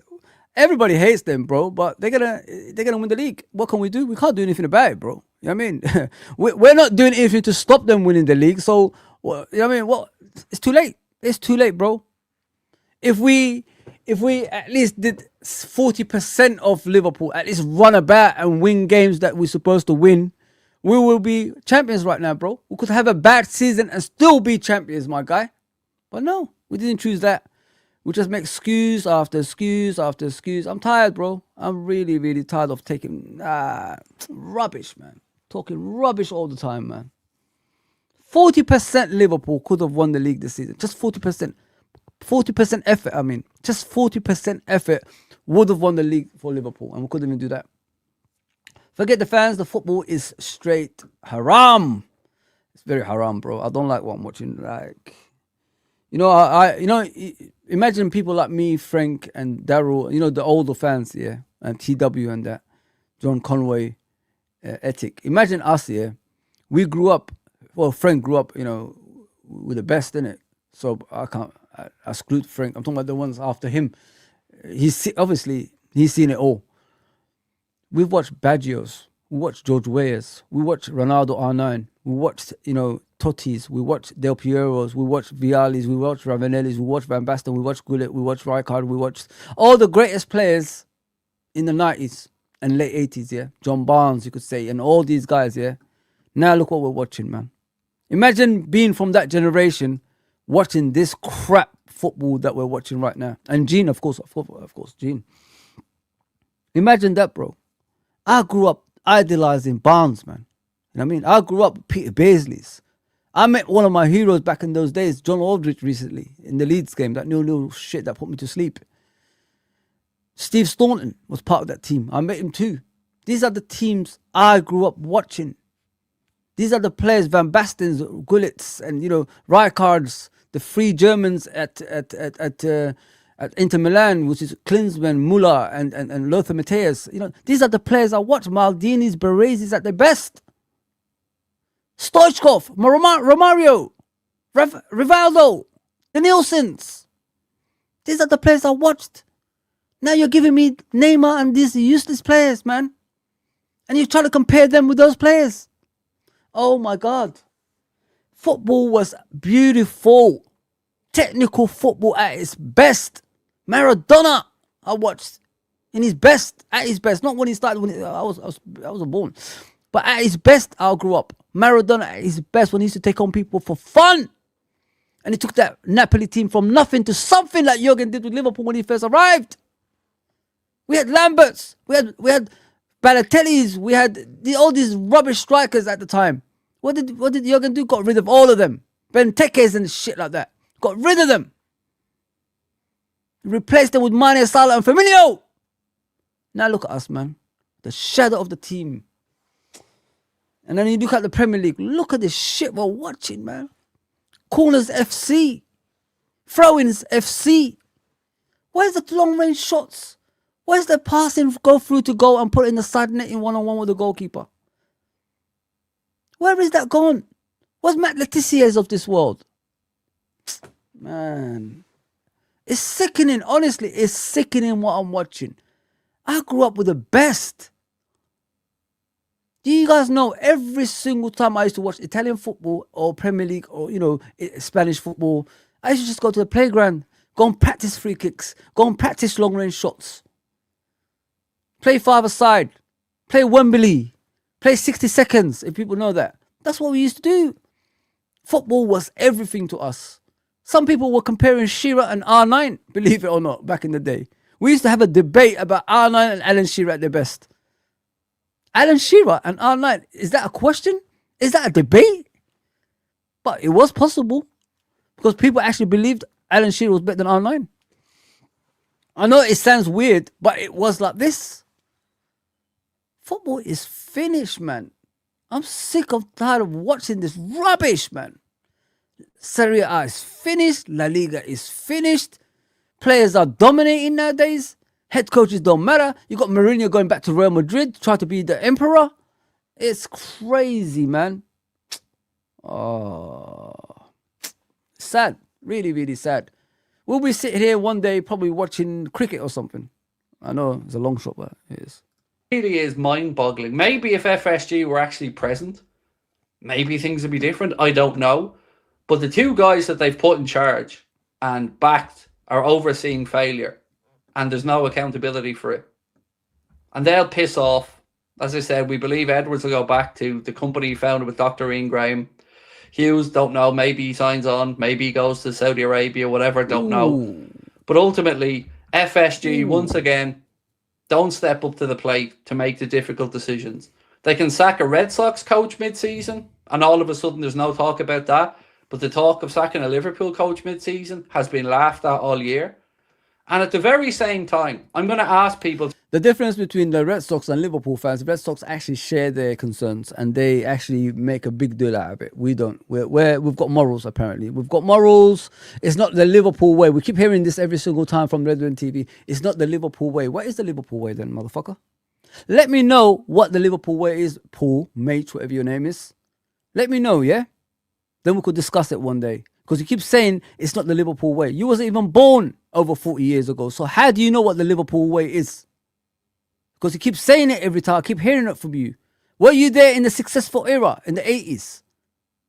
Were you there in the 70s? Were you there in the 60s when Liverpool won their first FA Cup? Were you there? So let us know, man, because you keep saying it's not the Liverpool way. What is the Liverpool way? Liverpool way is what Bill Shankly built. Bastion of invisibility. That's what it is. Winning. Nothing else, nothing less. That's Liverpool. Do you know that? Stop all this. Oh, the spit always coming out. Liverpool way. Shut the fuck up, man. Idiot. That's the TW, mate. That's too much, man. That's too much. That's too much. I know he cheated, on the way to titles, bro. I know that, but it is what it is, man. It's Kenny leaving, innit? If Kenny stayed, bro, there will be no Ferguson. There will be no Ferguson at all. It would be Kenny as the emperor for everybody. But Kenny left, understandably. That Julian guy on AFTV is a clown. Well, you just noticed, Connor? We already know he's a clown. He's the one who told Saeed to take off that badge of supporting Palestine. On his own channel, by the way. On Saeed's own channel. That's how much power Julian's got. He's telling Saeed on his own channel, take off that badge of Palestine. Oh, man. So you support people that's doing a genocide? Okay, no problem, man. Ryan, see, 6 times. You know what you're talking about, bro. I've been vouching for that Ryan of Bournemouth. Anton showed me this guy, as Anton always does.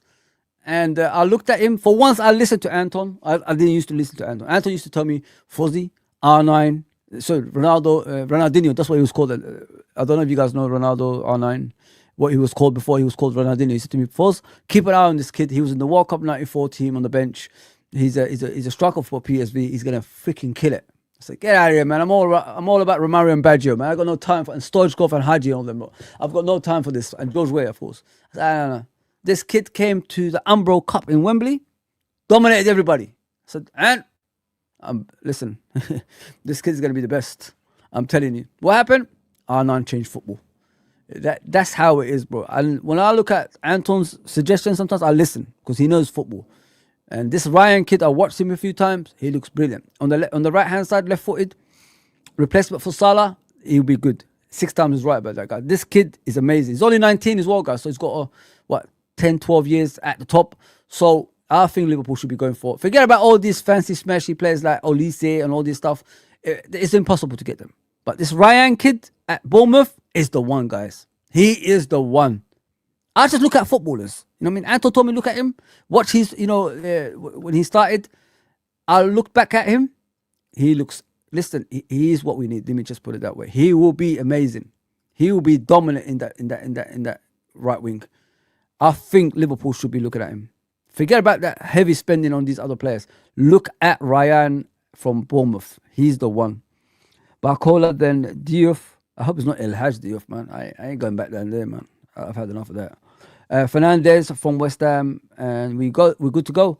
Fernandez, yeah, I like him. I said, like, if there's no Onana, Fernandez is the one I want to go for because he's Premier League proven, of course, and he's he doesn't take shit on in that midfield role. So he's very much of the mold that I'm looking for in that midfield, bro. Yeah, I agree with you with that one. Yeah, but that Ryan kid from Bournemouth, guys, look at him. Just go on. I'll give you the opportunity just to look at him. Go and watch him. Just watch him when he's playing for Bournemouth and watch stuff on YouTube about him. Just watch a 10-minute long about him, like when he was in Brazil and when he's playing for Bournemouth. You'll like what you see. Trust me. Barcola, it's up to him, bro. If he wants to come, he has to push the move 6 times. That's what he needs to do, bro. Barcola. Yeah, man. What's the problem having FSG and City owners? What's the problem having? What do you mean? What's the problem? There's no problem. They're doing their job, right? Okay, people can talk about the 115 charges, but where is that gone? I don't see anything about it now. They're covering everything. If you look at the Saudi owners, what they do, and Abramovich, they pay the government money. When they pay the government money, they have to hide a lot of things before the full information is out there. Oh, they're innocent all along. And then you look at the paperwork. Oh, they are innocent. That's how it is, bro. That's how it is. Fozi, brace yourself for Sobo 10 and Vert's left wing next season, just so he doesn't have to drop Grav. There you go. You already know what you're talking about, Connor. There you go, my brother. June will be here before we know it. Yeah, it's not too far now, isn't it? We just blink. Blink, bro. Blink. Where is Rohan, man? I'm waiting for Rohan, guys. That's at 2 p.m. It's past 2 p.m., man. Where is he? Where is he, man? I'm waiting for him. That chicken shit. Big up, Chris, man. I'll see you there, bro. Yeah. Let's finish with Craig. To remember something.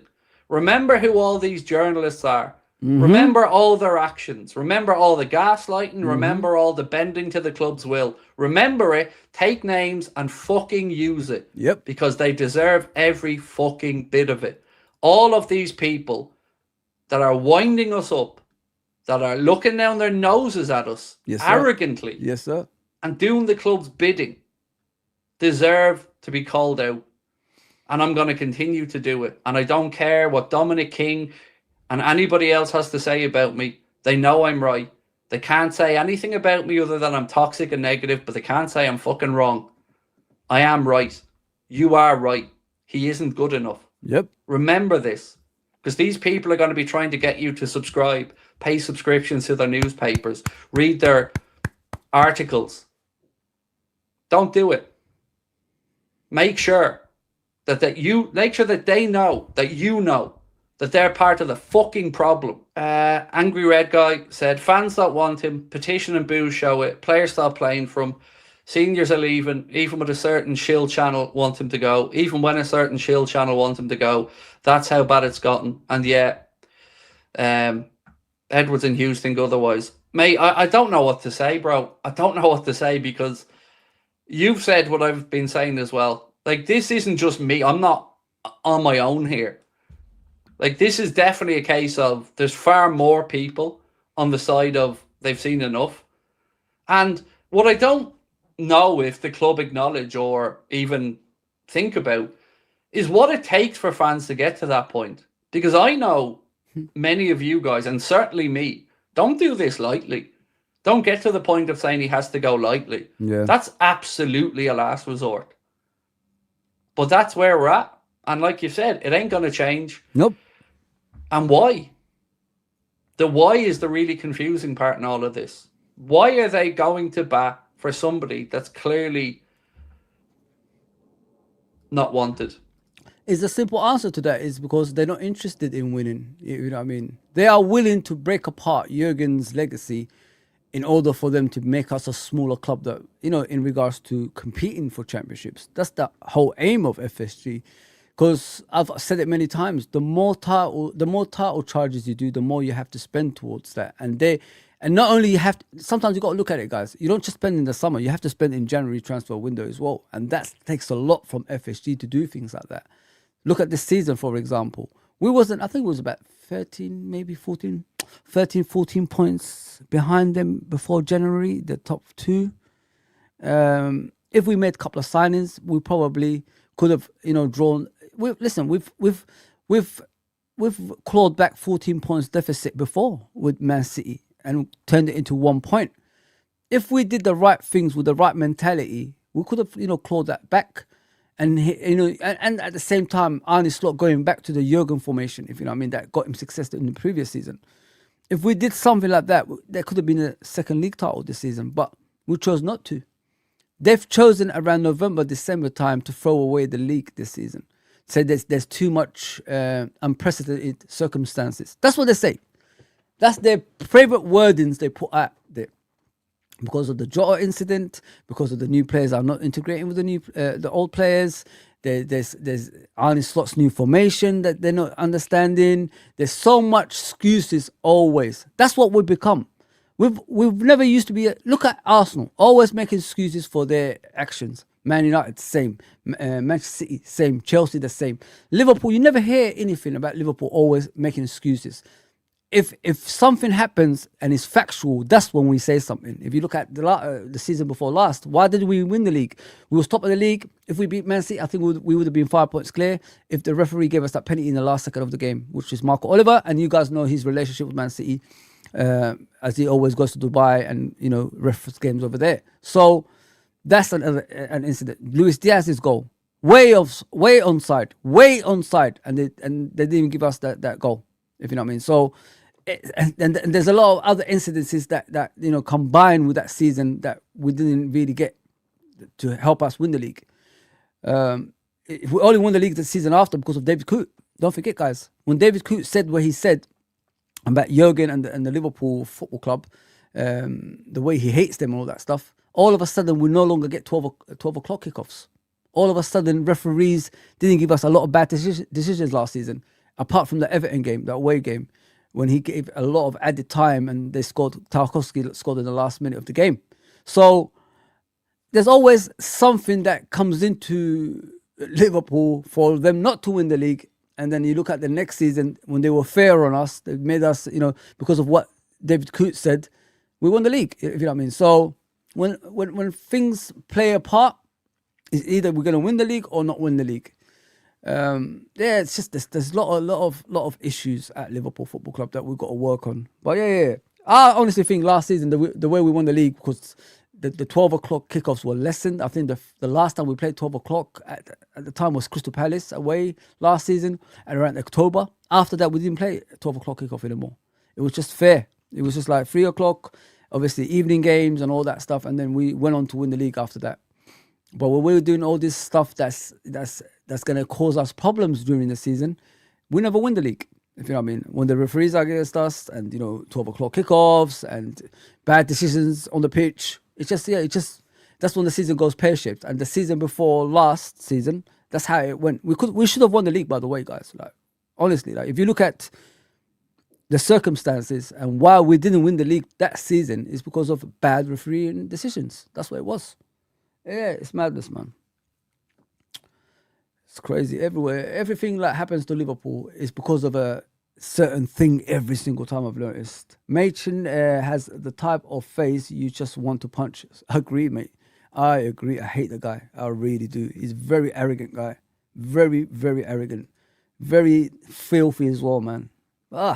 Filthy. New kit coming out on the 19th. Fucking hell. 2 kits in one season. We must be millionaires. Yeah, you're going to have to pay over £100, bro. You're going to have to pay over £100 for that shit. Each, by the way, not one. Each. Because the players' ones are the ones that's 130, 140 next season. So be ready, bro. Be ready with your money. And that's the kindest I can be by saying not wanted. Edwards and Hughes are not Liverpool fans. They don't feel the pain, said Malty. I think Edwards I don't know. I don't know what the play is here. I just don't. Like, I have to think they're expecting them to tank and that's it. And then somebody else will come in and they'll have more leeway or something. I don't know. That's all I can think of at this point, is that they're just setting him up to fail. When he does fail, they'll bring somebody else in. But I don't know. I don't know why they're not chomping at the bit to get Alonso in. Is Michael Edwards really that insecure that he's worried about somebody coming in that would be automatically popular, as Melissa Reddy hinted to in her piece? Is that a problem rather than a plus? Think about and if so, why? because it's only a problem if you're insecure or you think that the manager might want a bit more power. Well, maybe the manager deserves a bit more fucking power because the lads that are making the decisions are shit in the bed and not acknowledging it. Oh, There you go, guys. and by the way, that's before we might have to lose our assistant manager again. You know, let's not forget that we could be on to assistant manager number 3 Yep. of the very short 3-year reign of Arne Slot if he goes into the next season. That's not a good look either, that we don't have stability in that position. You remember what I said the other day about what is this short-term plan every single time? Like when me and Frank and Dean were speaking, like where's the long-term plan for this football club? We had a long-term plan with Jurgen, but all of a sudden, like we're getting new people in that's only here for short-term, like 2 years and they leave. Listen, this club is not interested, guys. I keep telling you, the more you look into it, the more it becomes less interested. I swear to you guys, I promise you, I don't think these people want sustainable success to keep us at the top. Because, you know, like if you want a sustainable success, you work on the football club, right? You make sure you look back at the mistakes that we did in the past to not make it again. And they don't do that because we keep making the same mistakes every single time. And as he said, why is the head coach still here? So now we're hearing the excuses he's here because he didn't buy the players. But still, he should not be here, regardless if he didn't buy players or not. Every great coach can coach players, especially world-class players that we have at our club. But he doesn't do that, man. He doesn't do that. He's struggling with the Van Dijks and Konates and Isaks and all these guys. You should not be struggling with those players. At least top 3 should get you with those players if he's not winning the league. And he's struggling with that. And I gave you the indications in the last few days. Nat Phillips and Reece Williams got you to 3rd position in the league. We was hoping for 4th. It was 10th when they started. And then we jumped up the league all the way to the top. It's crazy, man. If Jurgen can do that easily, why can't this guy do it with Van Dijk and Konate at the back and Alisson in goal? I would keep hearing he's a talented coach. Well, I don't see any talent. It's madness, man. It's madness. Yeah. I think I got Husam's one. So let's listen to my brother Husam next. I'm free, people. I'm free like a bird. That's why I'm chilling with you guys today. Chilling with you, my people, man. Love you guys, honestly, for the support. I hope you understand what I'm trying to say, guys. Like, I can't be any more clearer than what I am at the moment because I'm just preparing you guys for the potential disappointment. I'm telling you guys, there's a strong possibility this motherfucker is going to stay, man. We're fucked. We are fucked, man. Oh, man. I'm telling people now that Wirtz will be left wing next season because Slot ain't dropping Graf. Are you surprised? These are the times we need a DM, innit? A DM, a right winger, a left winger to you know, complement our players that we already have. But I've been hearing they might not spend a lot either in the summer, bro. So prepare yourself for that too. It's crazy, isn't it?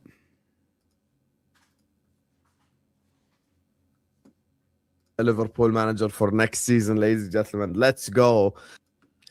Arne Slot set to remain as the Liverpool manager for next season, ladies and gentlemen. Let's go.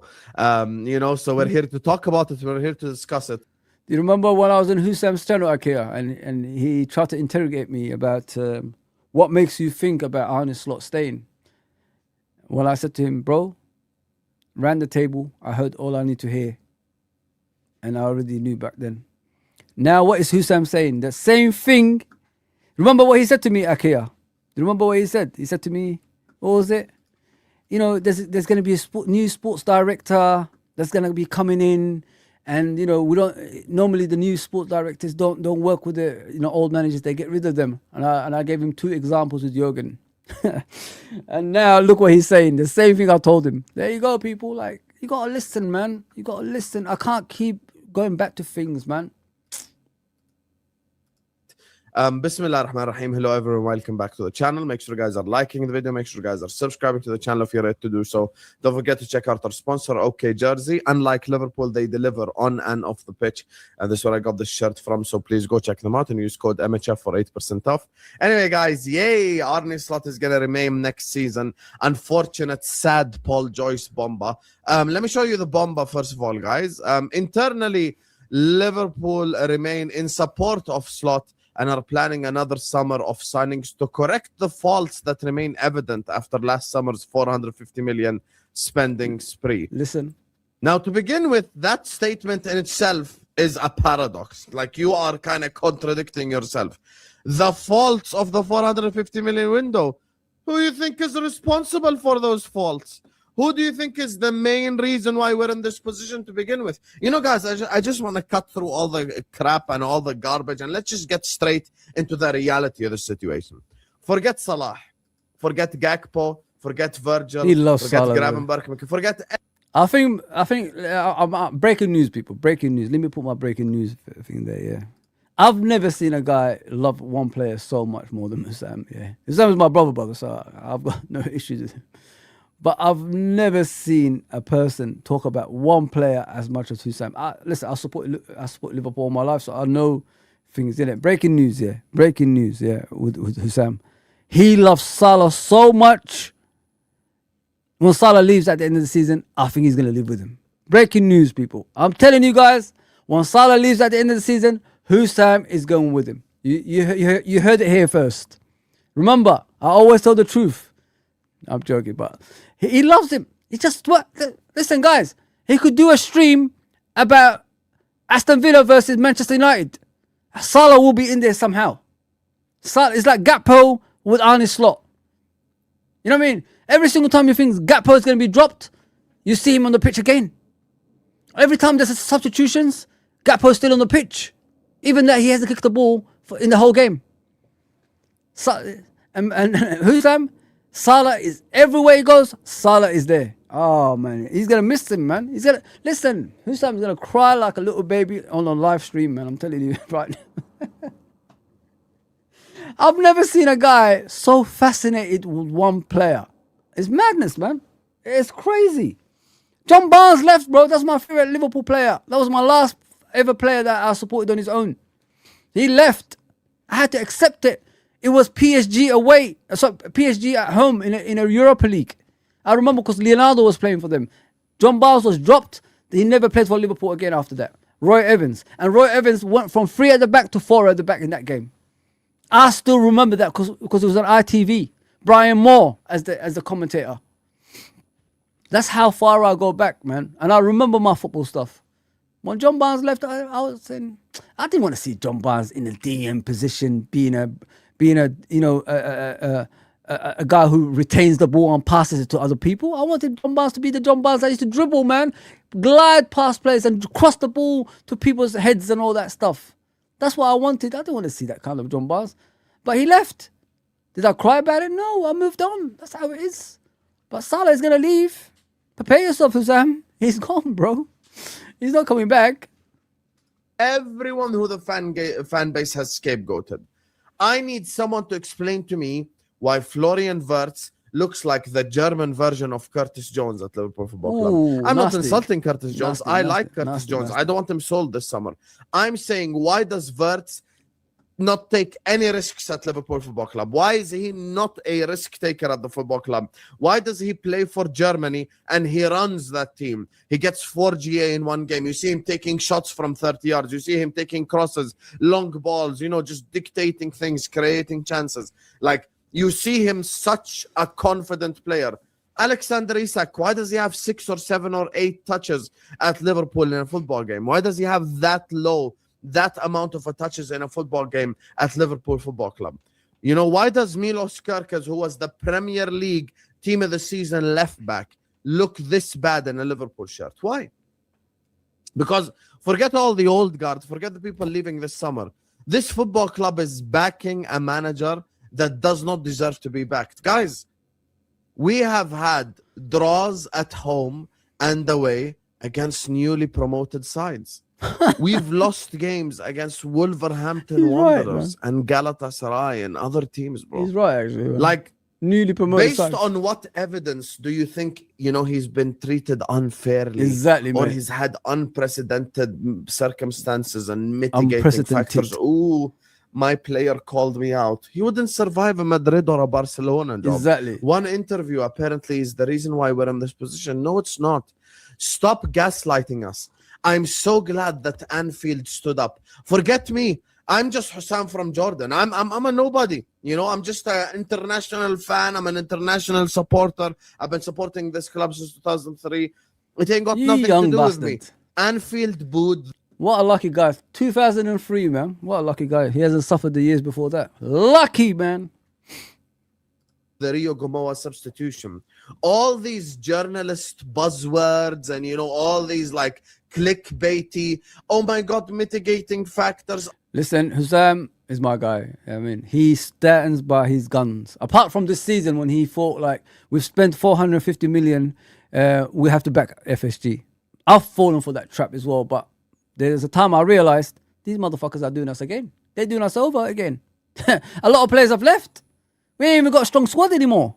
I'd rather kept the last season players. At least they would have had that togetherness. At least they gelled better than what we bought now. I would have done it gradually. I wouldn't do it straight away. You know what I mean? But yeah. This 450 million, man, is a con. They're con artists. That's what they are. You know what I mean? We used to call Brendan Rodgers con, man. I think FSG is the real con people over here, to be fair, man.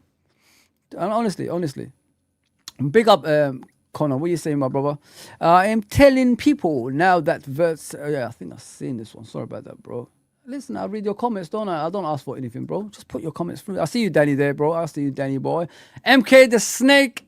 Yeah, one of the foot soldiers for Trudon is in the house. Foot soldiers, that's what I call you guys, man. You, Nems, are foot soldiers and Beans and Toast. See, Beans and Toast disappeared again, guys. Told you guys. That's what he does, mate. He's a scumbag. But when Dean comes on, he's the first person there, bombarding his messages. Like, it's the chat. He's always putting shit on there. Thinking to myself, and then he puts 2 on Liverpool on my one and disappears again. What a scumbag, bro. Absolute scumbag, man. Ah, man. Don't like you anymore, Beans and Toast. You're not my friend no more, mate. You're not my friend. Let me down, man. But he's always busy in the Discord. Have you guys noticed that? He's always busy in the Discord. Slot ass manager. Yeah, he's shit, man. I've had enough of him. Just going for the comment. But yeah, Hussam's right, man. You know what I like about Hussam? He's been honest since the day he was here. You know what I mean? He was part of the FSG crew long time ago when he first started. He was part of the group that we was all in. And he never changed. I mean, Sobo should have been nominated. In my opinion, he's better than Rice.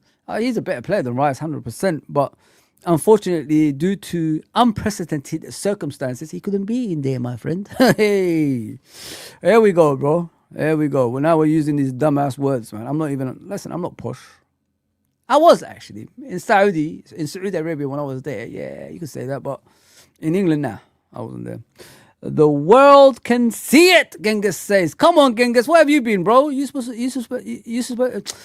to support me in here, bro. You was one of the leading shining lights on here. You just left me like that, bro. Ah, what a shame.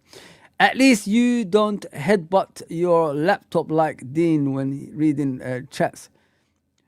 Unfortunately, bro, Dean has been watching those laser TVs, in the old days, the black and white TVs. Too close? Too close.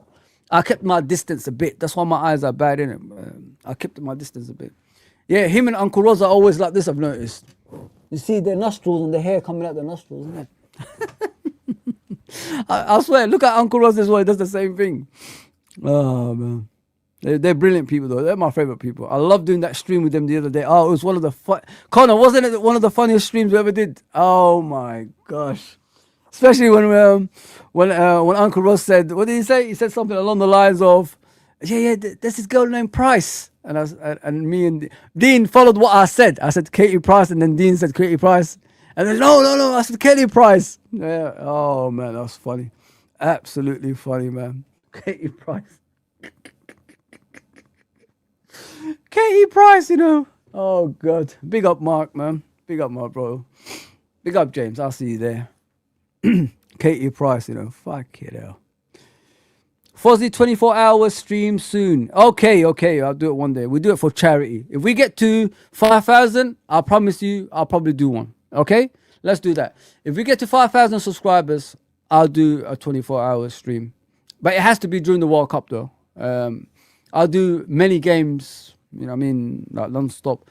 Just do it for charity. And you guys choose the charity you guys want to go to. I'll get the charities and you guys can do that. That's if you guys want that. Let me know, innit? Let me know. I'll definitely do that, man. I ain't afraid to do 24 hours, man. If I'm free, I've taken a break for the World Cup anyway, in the first part of the World Cup. So I'll be free to do 24 hours, get people in and out for charity, 100%. Guaranteed slot long-term plan is Soboslai in the 10 and Verts in the left wing. Dark times ahead, Connor says. It could be, bro. You never know, innit? I just want pace, you know what I mean? I want pace in the team, bro. I want players that can run and get behind the defense. I miss that. I miss the rock and roll football. So if you look at this possession base to the rock and roll football of Jurgen, which one do you prefer? Easy, Jurgen's style of football. And a lot of people were saying when he left, at least we could get away from that, heavy metal football that makes players tired. Well, do you miss it now? It's crazy, man.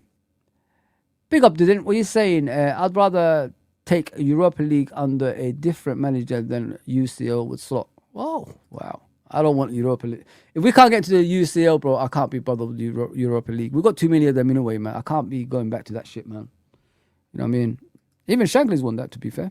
Got to give him that.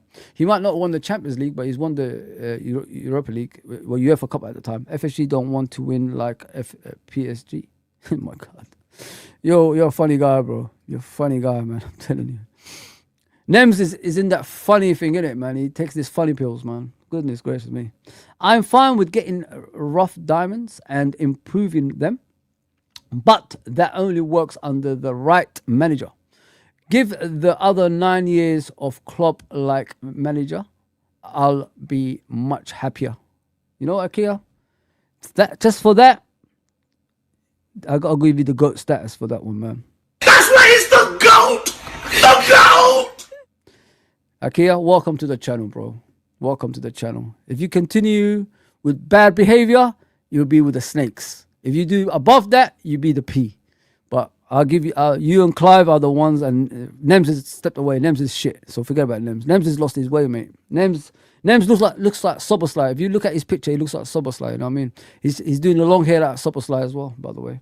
Our chairman, Warner, didn't know where the chairman's office was at Anfield, and he had to ask a steward where it was. No fucking connection with the club at all. Thank you, Frank. You are the man. You are the legend. You are my hero, my friend. I've always said that about you. There you go, bro. There you go, people. Frank just told you the connection with this football club, with these people. It's a fucking joke, man. It's a nightmare. Absolute nightmare. Even if we only win one Champions League and one Premier League, the Premier League, so the football and culture will be satisfying to support. Yeah, of course. Of course, man. See the way I'm going through messages now? Nems, are you happy with it? You little munchkin? Always criticizing me, man. Bro, I'm not good with codes. I'm old. I don't do this new coded wordings. I'm not over social medias and all that stuff. You write words in a different way. I'm not all about that. You got to give me the real words, man. Come on, man. Adrian had a howler against Villa and Madrid. Yeah, that 6-2, was it 6-2 defeat against Villa, as I remember. And Madrid, yeah, same season. I think it was the same season, you know. It could be right about that, yeah. Could be the same season. Yeah, because Van Dijk got... No. Yeah? No. It's the season after. It was the season after we won the Premier League. The season with Madrid was when we was on course of winning the Premier League for the first time. Yeah. Subscribe and what? What's the end at the end of it, mate? Don't just give me subscribe. Say subscribe, people, please. You know what I mean? Big up Hekatike. Hope you're okay, my bro. Big up chat. Is Conquerhead still around? Yes, he's still around, bro. Yeah. And like, of course, thank you very much. Thank you very much. Gino, I'll probably still go just to check it out, but won't buy anything. Oh, the news store in London, yeah? You're going to meet up, Trudon. I want to see your face, bro. I mean, the way you take people's photos every time, I want to see your face, bro, so I could take the piss out of you. I'll find it anyway. Trust me, Trudeau. I'll find your real face eventually. Yeah, big up everybody, man. Just going through the chat. And then we'll end it with who's Sam. Let me see what he's saying over here. Why is it so slow on the screen? I hate watching Holland in the World Cup because of slot. Okay, I get you. Yeah, it's what it is. I'll watch anything, man. I don't care. Football is football for me nowadays. Fozi always talks facts. Thank you very much, man. I try my best, my bro. I do try my best. You know what I mean? It's not like always factual. Sometimes I just start thinking what direction this club is going and how they speak, and then I'll bring in my stuff on there. Some people can call it conspiracy theory. It's up to them. But at the end of the day, everything that I said is more or less becoming true, to be fair. Ranieri got sacked the season after he won the league with Leicester. Look at where Leicester are now. Should have stayed, shouldn't he, really? I don't know what Leicester were expecting. Okay, you won the league. You're not expecting to win the league again, do you? It was an off season for everybody. I feel for Endo and Chiesa. So do I. They deserve better, bro. They deserve better. This treatment this guy is giving to them is not acceptable, in my opinion. That's some of the things he should be sacked for, if you ask me.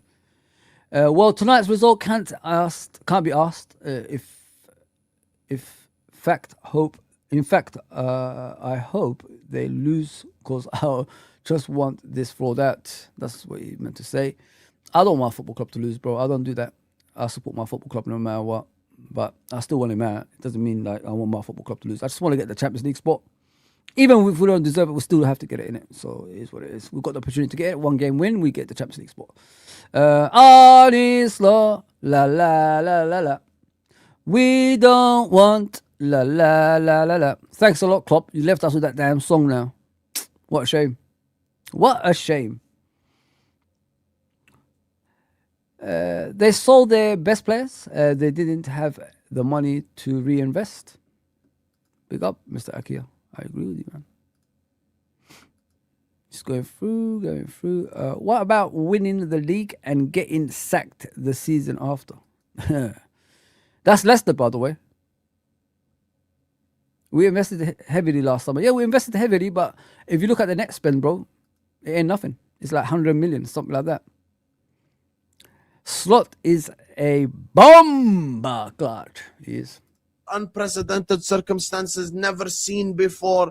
All these words, they don't work anymore. Forget working on me. They don't work at Anfield. They booed the substitution. They booed at full time.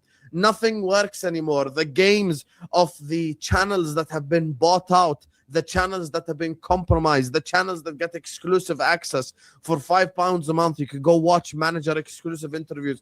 All their games don't work anymore. No one is listening to your garbage anymore. We watch with our own eyes and we see how bad and how dreadful we look on the football pitch. No one looks good. Not a single player outside of Dominic Szoboszlai has consistently looked good from the start of the season. No one. Not a single person. Bro. The tactics, the man management, the stuff that he says in the press conferences.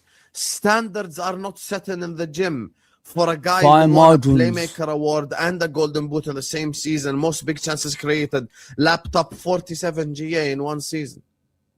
What he said about Mamardashvili pre-PSG, how he's publicly spoken about the likes of Chiesa, what he said about Ekitike after the celebration, stupid, he called them publicly. So many different things that we've spoken about, the way that he speaks publicly about PSG every single press conference. And then he faces PSG away in France. He plays 5 at the back. And I've got Konate man-marking right wing and Gomez man-marking left wing. And we have no chances created at all in that game. It's amazing, isn't it? Like, we lost to PSV 5-1, yeah? And 4-1 at home, 4-1 at home. And he always says, it's a fine margins in the games like this. I'm thinking to myself, motherfucker, we lost 4-1. What fine margins are you talking about in 4-1 defeats, bro? And then he talks about the PSG the same. We lost 2 games, 2-0. Fine margins. What fine margins are you talking about, bro? We went from a team that was competing and beat PSG last season to a team that's losing to them every single time now. And he was talking about fine margins. Fine margins? What are you talking about, bro? There's no fine margins in here. We're getting battered every week. Nottingham Forest arrived at Anfield and beat us 3-0. What are you talking about, bro? It's crazy. Fine margins. Oh, man. And then they come to Anfield. He drops Salah. We play 4-2-2-2. And we have zero creativity whatsoever. As soon as Mo comes on the pitch, we create a chance immediately. We're 2-0 down, buddy. Mo you props. coward. Everything wrong with this. This guy is everything wrong with Liverpool's mentality this season, Liverpool's execution this season, the way that we operate on the football pitch this season. Everything wrong with it. Mm-hmm. All these players, by the way, just so you guys know, Arsenal this season and Manchester City this season have had 8 draws, 7 draws, 5 losses each. This could have been an easy back-to-back season for us if this manager wasn't an idiot. I'm sorry to say it, but it's the truth. If he just wasn't such a coward and an idiot, we wouldn't be in this position to begin with. We would be in a much better position. Forget challenging for the league. Forget winning the league. How are we below Aston Villa?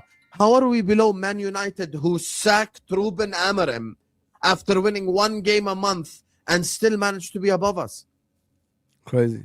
Manchester United are above us, ladies and gentlemen. Crazy. Manchester United are above us. Forget anyone else. They had Ruben Amorim.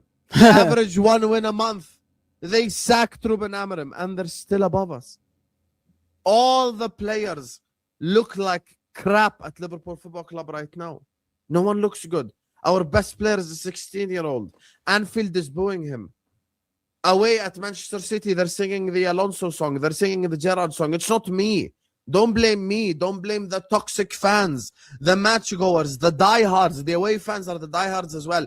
You know, he's like, you can't call toxic a fan at Husam this season. He did back Arne Slot for a long, long time. We had to convince him, like, bro, what we're watching is dead football. It ain't going to get any better. It's going to get worse. I think it took him till after February, something like that, February, March, he realized, you know what, there's no point backing. He did back him for a long time, to be fair. So you got to give credit for that, at least.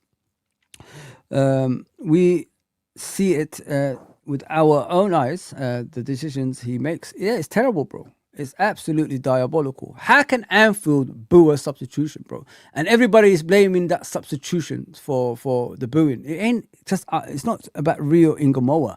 It's the decisions that he makes every single time. People just lost the plot. That's what it was. People had enough. I don't think people look at it from that point of view. It's not only about Rio Ingamoa. The people just had enough. I mean, enough is enough. That's what they meant to say. Enough is enough of this bullshit that we're watching.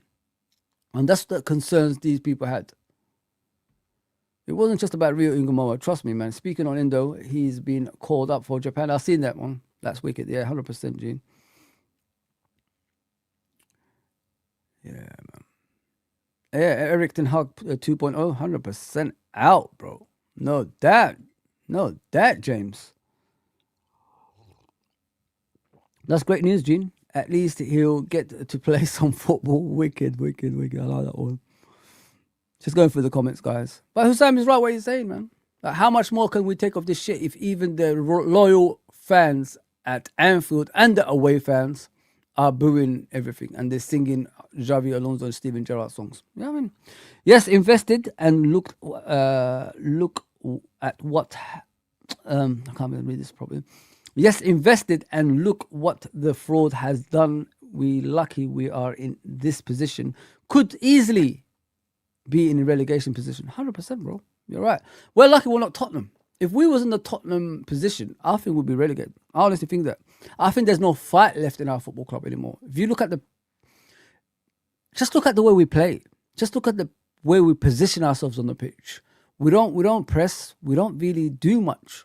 When teams attack us, we're very weak. Any team can score against us. That's how bad we are this season.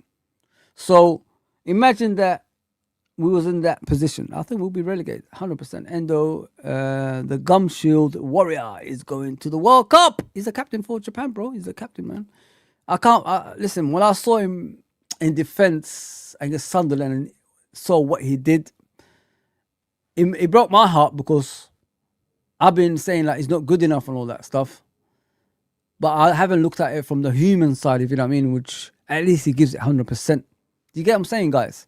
At least he gives it 100%. He might not be the player that catches the eye on the pitch, but at least he gives 100%. Give him credit for that. While he's still at the club, give him a chance, man.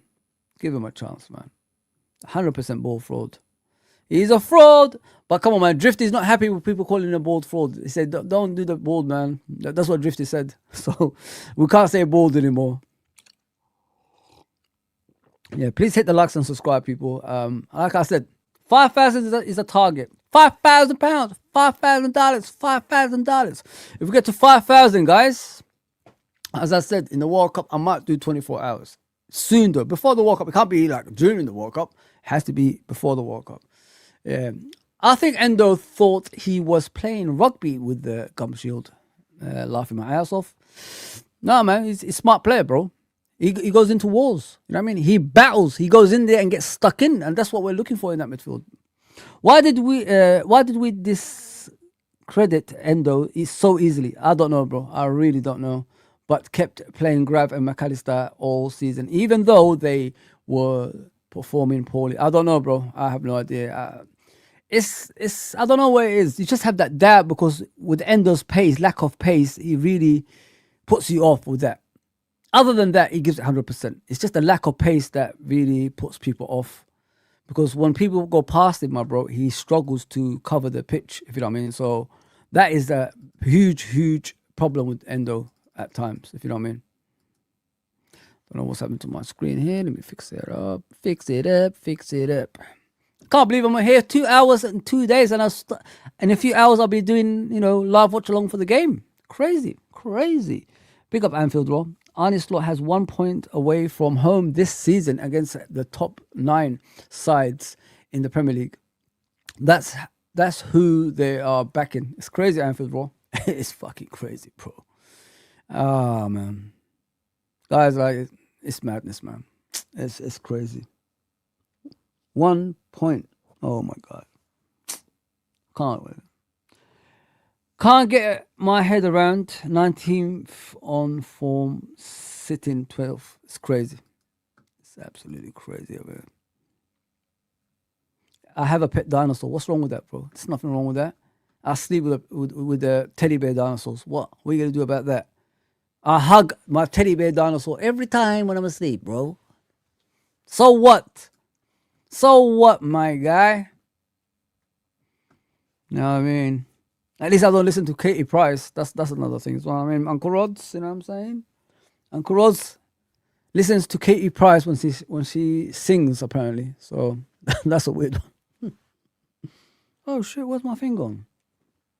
My shield for my watch has disappeared. It's no longer there. Did I break it? I didn't even know I broke it. Let me look for my shield for my watch. Can't find it anywhere. I can't stand Slot. He's an arrogant prick. Say it how it is, bro. I'll give you guys permission. As long as you don't go overboard, it's fine. You can call him a prick and things like that. I agree with that 100%. He's a prick. He's a bold prick. Yeah, man. I love football. You know when I used to watch football back in the day? It was the best thing that ever happened to me, I used to cry about football. I used to play football. I used to coach in football. Do you know when I was about 22, I was playing in some sort of levels, in football. But I used to coach as well. I used to coach people older than me. And people used to get advice from me and all that stuff as well.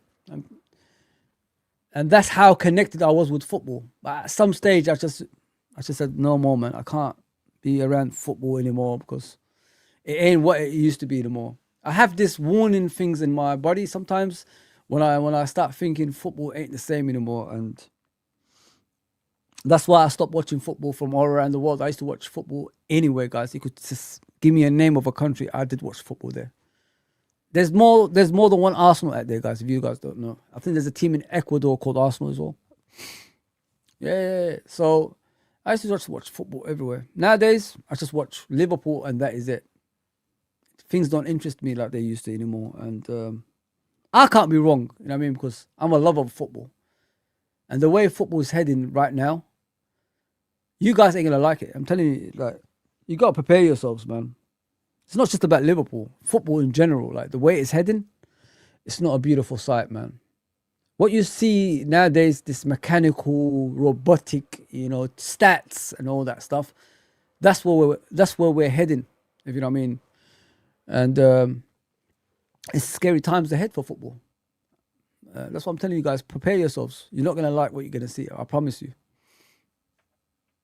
They're the ones singing that song. It ain't me. The players look like they don't care anymore. They're not playing for the manager anymore. They don't believe anymore, bro. They don't. All the excuses are gone in the summer. You're going to get your Wharton. You're going to get your Diomande. You're going to get your Barcola. You're going to get your players. But then what happens next season? As soon as next season starts, the pressure on him is like a pressure cooker. There is nowhere to hide. Nowhere to hide. He needs to start next season like 8 wins in a row for anyone in the fan base to believe. Like, he needs to win, 10 out of his first 11 games. Like, I'm being dead serious. If we start next season and the first 3 games we have 1 draw and 2 losses or whatever it is, no one is believing in you anymore. No one buys your BS anymore. Literally, no one buys it. We're all tired. We're all watching Liverpool has become a chore this season. He's definitely tired. Look at him. He looks like he just woke up out of bed. Boring and dreadful. Let me not even mention the draw at home to Spurs. Igor Tudor's only point as Spurs manager came at Anfield. It's the reality, guys. It's the reality. There are so many, literally so many proof, so much like evidence to show to the world of why we've been crap this season under this manager. There are no unprecedented circumstances and mitigating factors. We've just been not good enough. Why are all these compromised journalists using all these buzzwords? Why? For what? Don't lie to our face. Say the performances have been not good enough, but we believe the manager will turn it around. Don't come here and tell me unprecedented circumstances and mitigating factors. No one believes your buzzwords, bro. No one's buying it. Whatever you're trying to sell, no one is buying. It's because there's nerds in it. Unfortunately, in today's game, guys, like, it's just full of nerds. You know what I mean? The people you listen to are people who are not football people. And I keep telling you guys that. Be careful who you listen to. James Pearce is not a football person. He's a reporter. That's what he is. He's those kind of kids in school that push pencils. Don't want to do PE. Glasses like this every time. That's what they are. These are the people we are listening to. These are the people that's telling us how to support our football clubs. That's what it is. You got to be careful, man. And then you look at the new people. How many of them have ever touched a football pitch? I would love to. You know what? Let's all go out there and all play football. Let's see who's got the touch of a footballer. I guarantee you 80-90% of those guys haven't kicked a ball in their lives, and they are the ones who are giving you football instructions, how to play football, how to do certain things in football. It's crazy, man. The reason these people are saying this, what Hussam is talking about, is because they work for the football club. That's why they say what they're saying. They work for the football club. They can't say anything bad. Even Frank says it sometimes. They say, whenever they get people together, they say there's few things you don't do. You don't talk about the manager. You don't talk about the players. You don't talk about the owners. Well, you talk about the players in a certain way, obviously, give them compliments and all that stuff. And the manager gives them compliments. But other than that, you can't say any bad words. That's what they tell people. And then you look at the Anfield rap and, of course, the other ones, they always say good things. You never heard them say bad things about anybody. Even though it's been a shit season this season. Shit show. It's madness, man. It's absolute madness. It's all nerds. Nerds everywhere, man. Nerds have taken over the whole of football. And this is why I said before Hussam was speaking, I said, football is heading towards a direction we're all not going to like. Prepare yourselves, man, because when non-footballing people are in charge, it becomes less interesting because they don't know the game. They don't understand what makes the game beautiful. That's why we call this game the beautiful game. We like the technical side. We like the brutal side of it. We like, everything about it that draws us to the game. And that's slowly being taken away every single time you watch football now. Every season, slowly things are getting pulled away. You look at the referees. Michael Oliver's, Kavanagh that you just said, Hooper, Portini. Look at them. Do they look like they have ever played football in their lives? They don't know nothing about football, man. They're nerds. They're all nerds, man. But yeah, they referee our games. And the worst part of it is, no matter how many mistakes they make, that leads to relegation, loss of Champions League spots, loss of Conference League, Europa League, and obviously winning the league, they still come back the next season. They're always here refereeing our games. They never get punished. Haven't you guys ever noticed that? It's like David Coote said what he said on a video, yeah? That wasn't meant to be out. But yet, the other referees haven't been investigated. Why does it take? Why do they investigate only David Coote? What about Howard Webb? What about Portini? What about Anthony Taylor? What about all these people? Why are they getting investigated? It's not like it's only him that's been doing shit like that. There's got to be other referees. Like Portini went to Jurgen Klopp, said to him, "I don't like you." In the middle of a match. In a middle of a match. And we haven't seen him 6 months after that. And then he reappears after that. The guy is telling a head coach, a manager, "I don't like you," to his face. Should he referee those games again when Liverpool are playing? Hell no. He refereed the games again. He's always on the, the VAR and all that stuff. There you go, people. That's what I'm saying. Like, football ain't what it seems. It's all corrupted, man. And it's run by nerds. That's why it's becoming less interesting to watch. Even Drifty, I watched him on Ram's channel a week ago, I think it was. He said, "I hate football now. I don't like what I see in football." And he understands what I'm saying. He sees what we see. He said, regardless of Liverpool's performances right now, football is not nice to watch. It's boring. It's heading towards the direction we all don't want to go to. Yeah, it's madness, man. It's frightening. Honestly, it's frightening what I'm seeing, man. And nerds, man. Nerds everywhere. Crazy. We're all tired. Liverpool play Aston Villa tonight.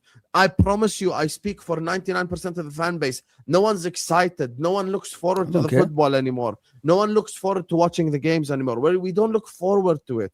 We don't. Watching Liverpool is like, oh, Liverpool play Torture, again. Man.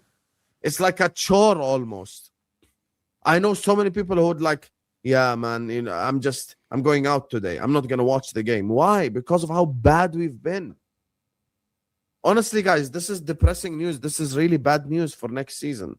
Let me know what you guys think in the comment section down below. Like, share, comment, and subscribe. He's 100% right. I agree with him 1,000,000%. I agree with him 100%, man. Man, I've been here for over 2 hours just chatting to you guys. Brilliant. Brilliant. See, people? It's a cakewalk. Cakewalk for me, man. I am older than the Flintstones. I am, bro. I am. That is true. You stupid little munchkin. Sobersly. Young Sobersly. That's what I call you now. Young Sobersly. We know it's going to change because we know what this fraud had done to the club. Get the fuck out.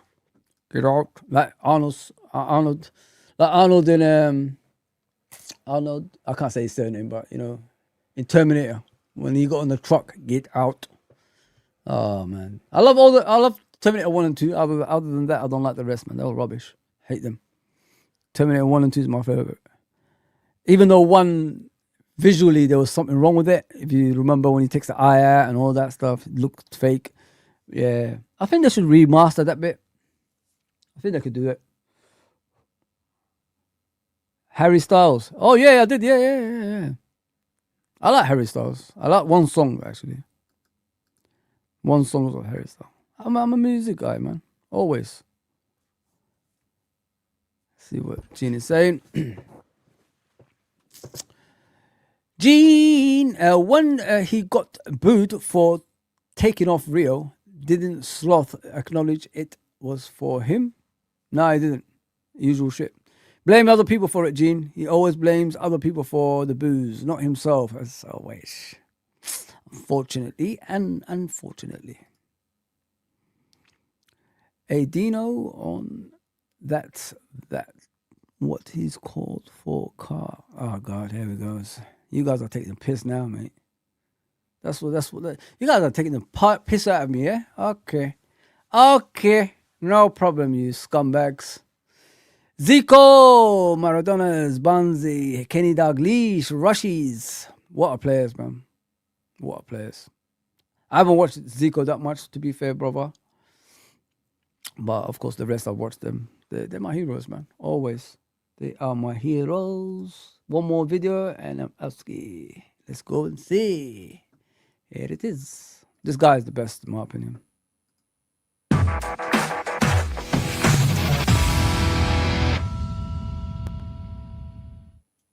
Afternoon, peeps. Good afternoon, everyone. How's everyone doing? Hopefully, you guys are all doing well. Don't forget, if you're new to the channel, like, share, subscribe.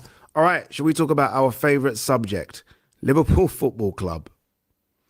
Oh, man. 2 games to go now until the end of the season. Thank God we got Villa away, Brentford at home. 2 very important games as well in securing Champions League football. If we beat Villa, we do play Champions League football. If we don't, we have to beat Brentford on the final game of the season. I have no hope or expectations for either game. We played rubbish against Chelsea. We were good for 20 minutes against Manchester United. So it's not like we approach both games in form. You know what made me laugh here, guys? Like the way he just come on there. Oh, fucking hell. I have to do this. I love it. I honestly love it. The honesty is key, in my opinion, in a YouTuber. Just be honest. That's what I like about this guy. He's honest. Oh, fuck's sake. We might lose. We might win. Oh, fucking hell. That's how much we're just like, we're just upset. We're just angry. Just the way he just come out with it. I have to do this fucking video. Yeah, fucking hell. But I don't know. I feel like we're going to get over the line. You'd like to think that Villa have the Europa League final on their head. So who knows? Unai Emery might rest a few players, but they need to secure Champions League football as well. Obviously, if they win the Europa League final, they get Champions League football. And Brentford caused us all sorts of problems earlier in the season. I do. All sorts of problems. Nothing wrong with that. So look, my expectations for getting anything from both games, and I don't want to sound like a miserable old man, but again, going off the last couple of games, I don't know. Honestly, I don't know. So it's making me start to, I don't know, look ahead to next season now and what needs to change. The manager won't change. I think Arne Slot's come out in the press conference today, pretty much confirming that he will stay beyond the end of the season. I'd love to know how that decision came about. Like, what were, let's just say it's a normal job, right? Normal job. He's failed. Like, whatever like, he's done so bad.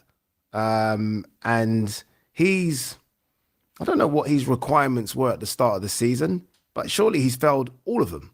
Oh, yeah. Like a points tally, a trophy. I don't know. He's failed whatever the requirements were. Say it was 20 requirements, right? Which is obviously a bit of hyperbole. But say it was 20. He's failed every single one of those.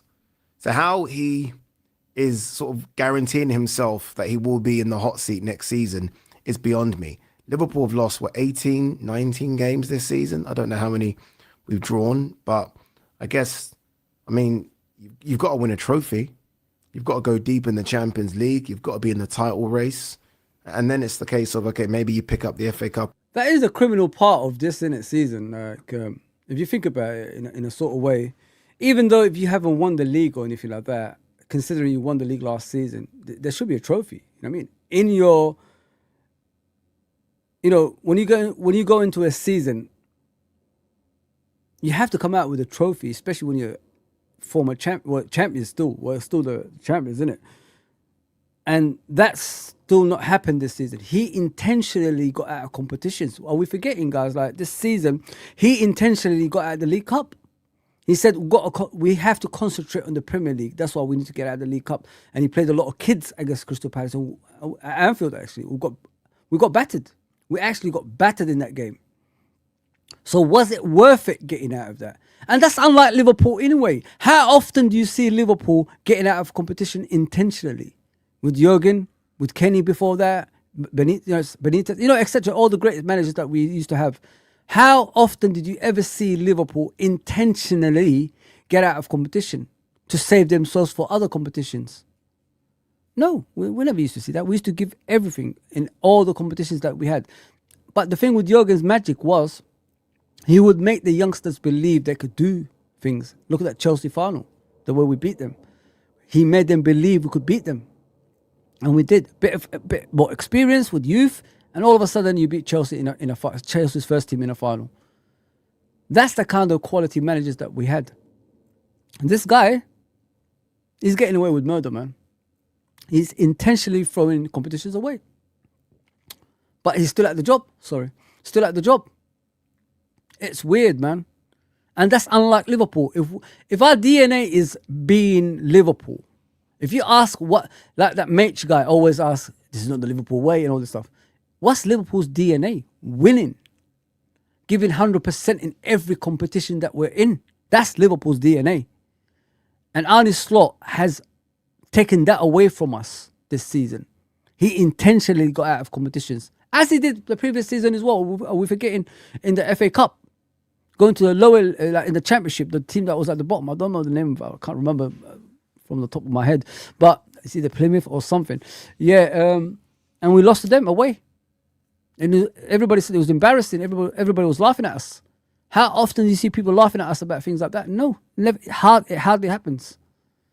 So this mentality that we have under this head coach is going to be chucking competitions away to concentrate on other competition, which you don't have the power to win anyway. Because where are we now? We're not in the Premier League. We're not in the Champions League final either. So his judgment was wrong from the beginning. So if you're trying to infect this virus, which is intentionally throwing competitions away, that's the kind of football that club you're going to become now. Man United, why did they become the Man United that we're seeing right now? Because they started intentionally throwing competitions away.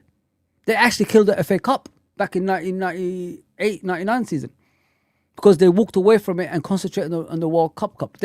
Nobody knocked them out. They just walked away from it to make that World Cup more competitive or something like that. Is it competitive? No. They've been trying to do different things and it's still not working out. If you know what I mean. So that's something Arne Slot's done this season and people forget about that. He actually intentionally threw competitions away, and that should be a sackable offence on top of the other actions that he took this season as well. It's crazy stuff, man. For the League Cup, we've done nothing. There you go. Every single player's dropped their levels, right? Every single player. Even Szoboszlai, as good as Szoboszlai was or has been this season, even he's been a bit hit and miss sometimes. There hasn't been one player that's like, okay, they've got better this season under Slot. No, not one. So I don't know. I'd love to know the conversation that Richard Hughes and Michael Edwards and the rest of the hierarchy have with Slot as to why he's so confident that he does stay. Maybe, I mean, who knows how this works, right? Maybe they did approach Xabi Alonso and Xabi's like, not quite sure. Maybe I will go Chelsea. Maybe it all comes down to money. Maybe Alonso's been offered bucket loads of money by Chelsea. I don't know. I find it weird, Alonso going to Chelsea. I'm of an age when I remember the battles that we had with Chelsea, and he was integral to those battles. Him and Frank Lampard were going at each other. Yep. And I guess, look, that was many, many moons ago. So, I mean, time's a good healer, right? And he might just look at Chelsea as a big club, which they are, and a club that will spend money, which they will, and a club that does win trophies, which they do, and he maybe likes to challenge. Maybe he's just been sold. And maybe, I don't know, FSG and the hierarchy at Liverpool haven't sold him the job too well at Liverpool. I don't know. So look, Slot will be the man in charge. So let's focus on the players. What needs to change? I guess the first obvious thing that needs to change. You see that, guys? People are resigned, man. People are resigned in Slot staying at Liverpool Football Club. I know you guys don't want to hear it, but you got to prepare yourselves. I keep telling you that. I know you guys are saying he's leaving and all that stuff, but you got to prepare yourself in case that he stays. And if you look at the percentage, you could say 70% he's staying, and the other 30 he's not staying because of the way the fans are reacting towards him. That's the only thing that's keeping him unsafe in his job, because the fan base don't want him here. So just prepare yourself in case he stays. That's what I'm giving you the warning for. Don't have that thing about, oh, he ain't staying. If you prepare yourself for him staying, then at the same time share your concerns and get him out. I mean, show your lad, share your loud voices. You know what I mean? Share your disapproval with this head coach being at Liverpool Football Club. Some people are already doing the petition. You know what I mean? Is it enough? Do we have to do more as a fan base? That's the question you need to ask yourself as well. Because if you stay quiet, the more quiet you are, the more FSG will side with him. So everybody needs to share their concerns, man. Start, performing, obviously, and say what you feel. Because if you let this happen, he will remain at Liverpool Football Club, unfortunately, man. You can't stay quiet. You just can't stay quiet. That's the warning things I'm giving you guys, man. On the players, what needs to change? I guess the first obvious thing that needs to change is mentality. Remember when Klopp first came and his big line was doubters to believers? Yeah. We need something like that. There needs to be something like that. Someone needs to fucking grab them and say, stop it, start believing. Like, fucking just grab them by the scruff of the neck and sort of, I don't know, just kind of make them believe in what they are. And what I mean by that is, like, I've critiqued the players a lot this season, but we've got some good bloody players. We have. Well, no one's going to tell me Van Dijk's not one of the best centre-backs in the league. We've got Alisson, who on his day, I think Raya is the best now, but on his day, Alisson, I think, is the best goalkeeper in the world. 100%. Not the league, the world. That's just me. I can understand if you guys don't have him in there. But let's just say he's never going to be below top 5, right? Nope. You've got Isak. You've got Ekatike. You've got... Watch McAllister for Argentina in the World Cup. And then you'll realise how good Alexis McAllister is. We've got Thank you, mate. Szoboszlai. Gakpo. I've come at Gakpo's head all season. Gakpo's a good footballer. He's a good footballer. We've got Isak, who prior to Liverpool signing him, I mean, some were saying he's better than Haaland. So we had one of the best strikers. Yep, people said that. I remember. People were fighting for Isak. People were crying for Isak. You got Isak. There you go, people. I don't want to see any hate on Endo. He was playing well under Klopp. It's not his fault. Slot has no clue. Yeah, I agree, tough sir. I agree. Big up Jaden, man. I'll see you there. Big up Max as well. Big up Alexandra. Big up MK, bro. Snake. Still see you there. Listen, if you guys don't want to hear things, I don't care. I really don't, man. Big up backing 20 plus losses is madness. You're spot on, bro. You're spot on, 100% right. Big up Touchline. I'll see you there, bro. There is flip-flop of opinions in our fan base. That's why voices ain't heard enough in owners' ears. Yeah, that's what I'm saying, Max. We've got to share our concerns, bro, because the more we stay quiet and say, nah, he's not staying and all that stuff, it's not the way. You have to be shouting. You have to be heard. You have to do something to get this guy out. Because the more you stay quiet, the more it's an ammunition for FSG to keep him. So you got to be careful, man. You will be hurt if you still think Slot is leaving. It's not happening. Big up Jaden, man. At least you're honest about your opinion. I like that. I really do. I really do, man. If owners don't sack Slot, owners have to leave our club. Simple. Max, I want them out anyway, bro.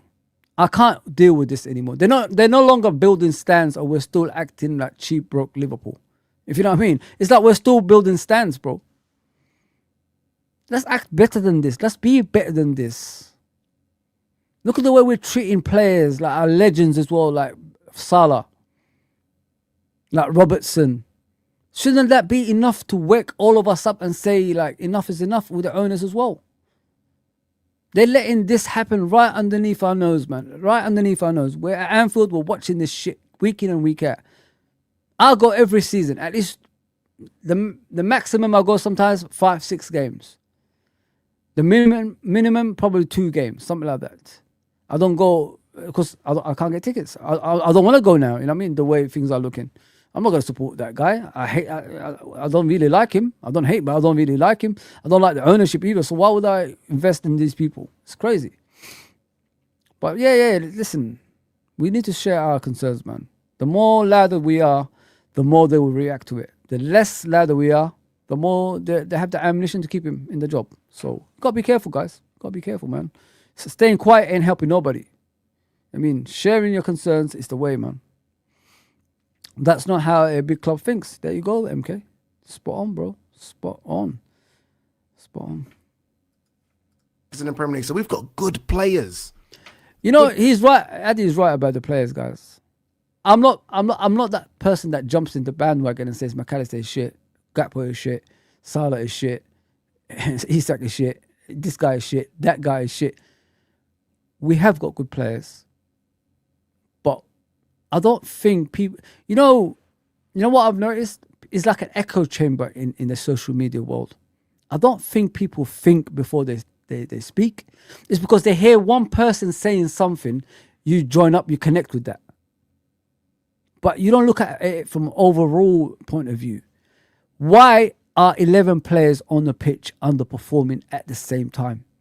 Why aren't I seeing effort and commitment and desire from our players when they're on the pitch? Because of the man management that we've got at the football club. You've never seen these same players that you're watching right now and the Jurgen do this, ever. You never seen McAllister do what he's doing. You never seen Gravenberch doing what he's doing. You never see Van Dijk doing what he's doing, Salah, etc., etc., etc. You never seen all these players do what they're doing now under Jurgen. Why are they doing this under this manager? As I said many times, and I keep going back to it, if it's one or two players, I could take them out and bring in other two. Make it competition for places so they could butt heads until someone, keeps that position. But when it's 11 players that are all underperforming and now players want to leave the football club, there's only a few things that's wrong with our football club, which is the head coach and the people that own it. And those players don't believe in them anymore. That's what's happened. Sometimes the owners can keep players, because of the way they act. They don't even believe in that anymore, Salah and Robertson. Now we're hearing Alisson could be going to Juve. The negotiations are underway. They asked Arne Slot about it. He didn't want to speak about it. You know what I mean? So, as I said many times, 11 players playing badly at the same time is not to do with how bad the players are. It's to do with how badly they are managed. And I don't think anyone looks at that. And talks about it a lot from what I've seen. Other than that, I don't see anyone really bring it up, all I see is get that ball for that, get this, that. It's a lot of stuff, man. And then you hear Gakpo, we joke about Gakpo, we joke about these players. Last season, nobody was complaining about Gakpo. The season before that, when he was playing in midfield and other positions, nobody was complaining about him. The season before that, when he joined, halfway through the season, nobody was complaining about him. Everybody was celebrating, us beating Man United to his signature because he was en route actually joining Man United. And the way we act towards our players, it's completely wrong because it's not their fault. It's the guy who's at the hot seat's fault. That's where it is. It all sits with Arne Slot. He's not a tactical genius. He doesn't know the strength and weaknesses about his players. He lives further away from Liverpool, so he doesn't even have time to tell the players, you know what, guys, I need you to come in tonight after training. We stay a couple of hours behind. I've turned my car around to come back to Anfield. So to come back to the AXA training ground. There's a lot of things we've got to work on. I don't see him as that type of coach. If I was struggling, I would do things like that. Because if you keep players behind in training and, make them work hard, you punish them in some sort of way, I don't think those players want to do that again. They will chat to each other in the WhatsApp or whatever it is. Guys, we've got to start performing, man. Make sure we win the next games because I don't want to be staying, 2 hours behind in training. I don't want to be watching those videos where he's showing me my deficiencies. I don't want to see those tactical balls where I should be on the pitch. That's coaching, guys. When things go wrong, you got to do something to make those players work for you harder. And I don't believe, I'm 100% believer he doesn't do things like that. I just think straight after training, off to go and see my family and FaceTime, all that stuff in my hotel room. That's what it is. Please understand where I'm coming from, guys. He's a terrible coach. He's got no man management style whatsoever. And us blaming the players 24/7 ain't the way. It's not their fault. It's him. As I said, majority of those players we're complaining about worked under Jurgen before. And look at the performances they did. Look at the performances last season with the Jurgen formation, how good they were. As soon as we step away from that Jurgen formation, look at us right now. We're nowhere near that. Because why? Those players were bought for a certain system they already used to play with their other team. So when they came to Liverpool, it suited them straight down. So it suited them down to a T. That's why they performed. Now you take away that formation, you make them a slower team, pass side to side, side to side. My neck is hurting, man. My neck is hurting. That's what we're watching now. And that's what they have to go through. And if they do a certain thing like the old way, they get punished for it, probably from Arne Slot. Why are you doing that for? I didn't tell you to do that. That's what he says to them. Follow the instructions. That's what a coach does, you know. It's scary, man. It's really scary. And I don't like the way we attack those players. This guy is 100% right. McAllister is better than what you think. He's just not used in the right way. You're just falling for these fans that just hate every player. Oh, he's shit. He's shit. The only time I have a go at a player, have you ever seen me, guys? The only time I have a go at players is when they've been here for far too long and they still haven't cemented the first team spot. That's the only time I have a go at players. I don't judge players straight away or get them out of the football club after one season. I don't say things like that. When they're here, when they've been here for 4 or 5 years and they still haven't cemented their first team spot, I ask questions. Bro, when are you going to start being a regular first teamer? Why are you still a nearly man? Why are you still like near the squad rather than being in the squad? And making jokes every single time. This ain't no fucking joke, man. Start taking your career seriously. That's what I always say. Stop having to go at the players, man. It's not the players. It's the tactical side of the game which is diabolical from this manager. He does not know what he's doing. He's not playing to the players' strengths. That's the whole point of this. When he played to the players' strengths last season and the seasons before that with Jurgen, they played and nobody ever complained about them. Everybody was saying Ballon d'Or winners, Ballon d'Or nominees, the best players in the Premier League right now. Now, everybody's turned on them. What kind of supporters are we if we're going to turn on players like that that's just won the Premier League recently with Jurgen's formation? It's crazy, man. I swear, like, I don't think people know football anymore. Oh, Frimpong and shit. It's just arrived and he's playing right wing and he's playing right back sometimes. Oh, Kirkes is rubbish. All of a sudden, you know, Kirkes has turned around. He's playing, you know, as a proper left back. He's going back to his best. I remember in the beginning of the season, everybody's saying Kirkes is not good enough. Now, Kirkes is good enough. Like, make up your mind. 1 minute is not good enough. Yes, now he's good enough. It's crazy, man. Players have all just dropped a level. So mentality is key. And I think you can see that when you look at Man United. I mean, it's the same players that Ruben Amorim had that Michael Carrick's got. And all of a sudden, they're playing football. Weren't playing football under Amorim. Yeah, he's changed a few of the positional. He's changed a few positions. He's brought Kobe Mainoo back in. But ultimately, it's the same players that have now decided to start playing football. Crazy. So mentality is key. And I think the players need to be reminded of the shirt that they're wearing. It's a Liverpool Football Club. No disrespect to where we bought these players from. Leverkusen, Bournemouth, Newcastle. This is Liverpool. Expectations are different. Like, you know, when Newcastle and Leverkusen win, it's an overachievement, really. When Liverpool win, no, you're supposed to win. So I think the players need to have that drilled into their head. But look at what we need. In terms of what we need, it's clear we need a right-sided forward now. Obviously, Salah's gone. Frimpong won't be the answer. Yep. I do sometimes think Wirtz could go out there. Wirtz doesn't have the pace of Salah, but if you're trying to find Salah, you're not finding a Salah. I think too many people try and find a Salah replacement. Yeah. Another Salah isn't out there. So you almost have to find something different. So maybe Wirtz going out there could be interesting because I almost feel like Liverpool need to go back to what was our best midfield in the Premier League. And that was a midfield of runners and workers. Wijnaldum, I said that Henderson, Fabinho. It's not the most skillful midfield in the world. You see the minds, people?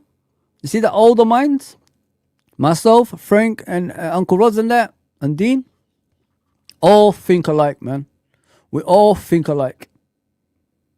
He's saying the same thing I said yesterday. Remember when I put the tactical board out yesterday? When I was doing the preview? He said the same thing. Go look at the previous video. He said the same thing I said. We need to revert back to three in midfield to make it more congested and workman midfield. Same thing I said yesterday, he's saying right now. We think alike, man, because we know football. That's the difference between us and other people. Not these newbies that don't know anything, just blaming players and all that stuff. Come on, man. But it's a midfield that would run and chase for 90 minutes. Verts isn't that. I've never watched We this, I tried swear. this with Thiago Alcantara. It just didn't work. Like Klopp had a go, right? And Verts is that. I almost feel like we can't have a Verts type player because our midfield is so weak. Everyone needs to be combative in that midfield. That's just how Liverpool midfielders have been over the years. Mascherano, Gerrard, Dietmar. This is what I'm saying about Adam Wharton. It's not what we need. I love the kid. I think he's brilliant at passing the ball, but I need something that's in that midfield that's got the fear from the opposition. That will take them out. Slaves. That's what we need, guys. We need some slaves in that damn midfield. Yes, I said it. My people. Slaves in that midfield. People that will do anything. Hungry motherfuckers, man. Like hyenas. That's what we need. Some hyenas in that midfield that will put the fear of God in the opposition and pass it to the talented players. We need some slaves, man. That's what we need. Enough of this side-to-side pretty football and all that crap. My neck is tired. I don't need that. I need some slaves in that midfield, man, that will run about like hyenas and get the ball back for us. That will scare the opposition. Kante, Makelele, Fabinho, Souness. That's what you need. Someone like that. McMahon. Not these bloody pussy footballers. Hey. No. Don't need that shit, man. Tired of it, man. Sissoko. We've always had those type of midfielders. Slaves, man. We lack that massively. So sometimes I feel like Verts might have to float off to the right. I don't mind. The left side with Gakpo and Rio Ngamoa needs upgrading as well. If you are in a crazy world going to somehow try and play Verts, Isak and Ekitike, then Ekitike goes off the left, Isak through the middle. That's not going to work. We need a left-sided player. So we need a right-sided player maybe, or Verts goes out there, but we definitely need a left-sided player because Gakpo standards have dropped so far. I don't know if they can be recovered. I actually think Gakpo will be sold in the summer because I do think Liverpool need to make some money in order to bring in some players. I think Gakpo could be one of those players that go. We could get 40, 50 million from him. It's a simple mathematics, in football. Okay, we're not going to get someone like Salah ever. That's gone. I mean, Salah is a 1 in a million player in the Premier League, obviously, in any kind of football. The one that could go on the left and then on the right, that could cut in and obviously score goals and create goals and etc. Get 20 goals a season, minimum and all that stuff. Maximum probably 40 goals. But if we go to a wingers that have a left foot and have a right foot, but that can switch in games, that'd be more beneficial for Liverpool. I tell you why I say that, yeah? Is when the games don't go right, when the team that we're facing is very difficult to break down, you could put the wingers in their proper side. Left-footed on the left, right-footed on the right. Put crosses in the box. If you can't do it, let the overlap happen with the fullbacks. Let them cross the ball in. That's what you need to do when the games are difficult. If we have that kind of options, it'd be brilliant because that means you could do anything in the game. You could break down low blocks. You could break down, teams that play football, whatever football they play, we could break it down. That's what we need. Wingers that can switch at times when things are not going right. You know what I mean? Salah is 1 in a million. That's not gonna. It's not gonna happen in a while. Someone's gonna score like him on a consistent basis and all that stuff. The only deficiency that I have with Salah is he didn't do enough like on the left side. That's what the only thing I could criticize him for. Because sometimes we do need him to play on the left and someone else to play on the right. Like for example, we could get someone like Mane. Mane was good on the right in his first season, his player of the season. Then he switched to the left when Salah came in. There you go. So someone like that, that's what we need in both wings. We don't need to spend, a large amount of money. Just be smart. Pace, defensive mentality, passing ability. You're done. You're done. And probably 10 or 12 goals a season. That's all we need. Then you look at the midfield balance. It doesn't balance, does it? It doesn't balance. McAllister's dropped off. Szoboszlai has to be there. Gravenberch has to be there. And then what? And then what? We need a destroyer. We need a destroyer. And sometimes, sometimes you always feel, okay, can we try something different? No. Every team has a destroyer. Every team has a destroyer. We don't have one. Like even you look at Casemiro, his legs have gone, but he still puts in a tackle, still puts in a shift. They've got one. Arsenal kind of have Declan Rice, although he plays a bit further afield. He can play that role. And watch him against PSG. Everyone's got one apart from us. We don't have a destroyer. We need a destroyer. Smart man. How long have me and Dean all them saying that? How long? There you go, people. People like you gotta wake up, man. You gotta wake up. Smart people like this, mate. I can see he's a proper football fan when he talks like this. He knows what he's talking about. He's talking exactly how me, Frank, Uncle Rods, Dean, all those people that's been watching for years football. That's how we all talk. We talk the same. Have you guys ever noticed that? We don't talk like these new people that do stats and shit like that. We talk about what's effective on the pitch, what we need on the pitch to overpower the opposition. That's what we need. And he talks the same as me. I haven't watched this video. I swear to you, I haven't watched this video. And look at that. Go and watch my yesterday's video. Same as him I'm talking. I've been here for 2 hours going to 3. You know what I mean? It's natural, man. Because I love football. Football is my life. It's easy for me, man. What a man. Ah, man. Very impressive. Very, very impressed with this guy, honestly, man. I don't know what's going on with my channel. I think 2 hours is too long. Yeah, but guys, yeah, I'm going to go. Appreciate everybody that's on. I like the way this guy talks, honestly. I like the way this guy talks. He knows what he's talking about. I think my internet is gone. What the heck is going on here, man? What a joke. I can't see myself. Oh, hell, it is what it is. Please like, share, and subscribe. If we get to a 5,000 before the World Cup, someone suggested it 24 hours, I'll charity thing. Why not? Let me do that one day. I'll even start off with the money. Doesn't really matter to me. So yeah, I'll do that. Big up, bro. Just reading the comments before I go. Appreciate you coming on. There's a few more comments just before I go. I hope I read everybody. I don't want to leave people out. I hope I read everybody's comments. If I haven't, everybody I'm talking about, it don't have to be every comment. Just, some of your comments at least. Don't want to be rude to anybody. Appreciate everybody, honestly, for sticking with me. Almost 3 hours here. It's a Friday, nobody's on, isn't it? So why not, man?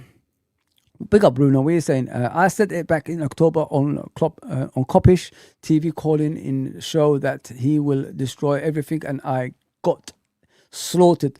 Bro, people don't want to listen, man. You know what I mean? People don't want to listen. They just want to be right all the time and, back the team. That's what it's all about for these people, my brother. That's what it is, unfortunately. They don't want to hear people's opinions. That's what it is. Some of our players need to be sold in order to bring in new players. We need a new regime for that. We need a lot of things, Max. Alonso, I want Alonso too. If Jurgen can't come back, I'll say Alonso, 100%. 100% as well. What is this, man? We can't sit what was that? We can't sit silently and watch our club demolished like that. Oh, 100%, bro. That's what I always advise people. Be as loud as you can be, man. I'm 40 years over here, bro. I've been watching football for over 40 years. You know what I mean? So it says a lot for me, man. I'm still here, man. And I've got people on my channel, like my mate Anton says, I know since I was 9 years old, that can vouch for me, you know what I mean? So there you go. I'm not bullshitting. I don't do that stuff. I don't want any win under this manager.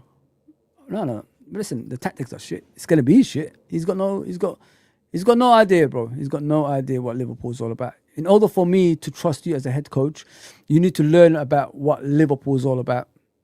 It took Jurgen time, don't forget, guys, a few months to learn what Liverpool's all about. As soon as he learned what Liverpool's all about, the rest is history, as you guys know. Yeah, guys, my computer is fucking playing up, so I don't know what's going on. I don't want any... I saw this one. Let me see what James is saying. Great. Any stink bombs, we can stink slot out. Maybe someone should put on his seat when he sits down, bro. Maybe someone should do that, you know what I mean? That's what he needs, my guy. I think Alonso is not the answer to our problems. I see Gerrard to solve our problems because he is the one who was close to Klopp, sharing ideas with him. I don't know about that, bro. I mean, I don't know about that. I don't know about Gerrard at all, but it's your opinion, bro. It's your opinion, my guy. It's your opinion. We need a battler in midfield. I said that, bro, for a long, long time, but people laughed at me. We need a bad boy in our midfield department. We need some soul food, bro. That's what we need. Soul food. That's what we need, bro. You know, the one who, when the opposition looks at him, this happens.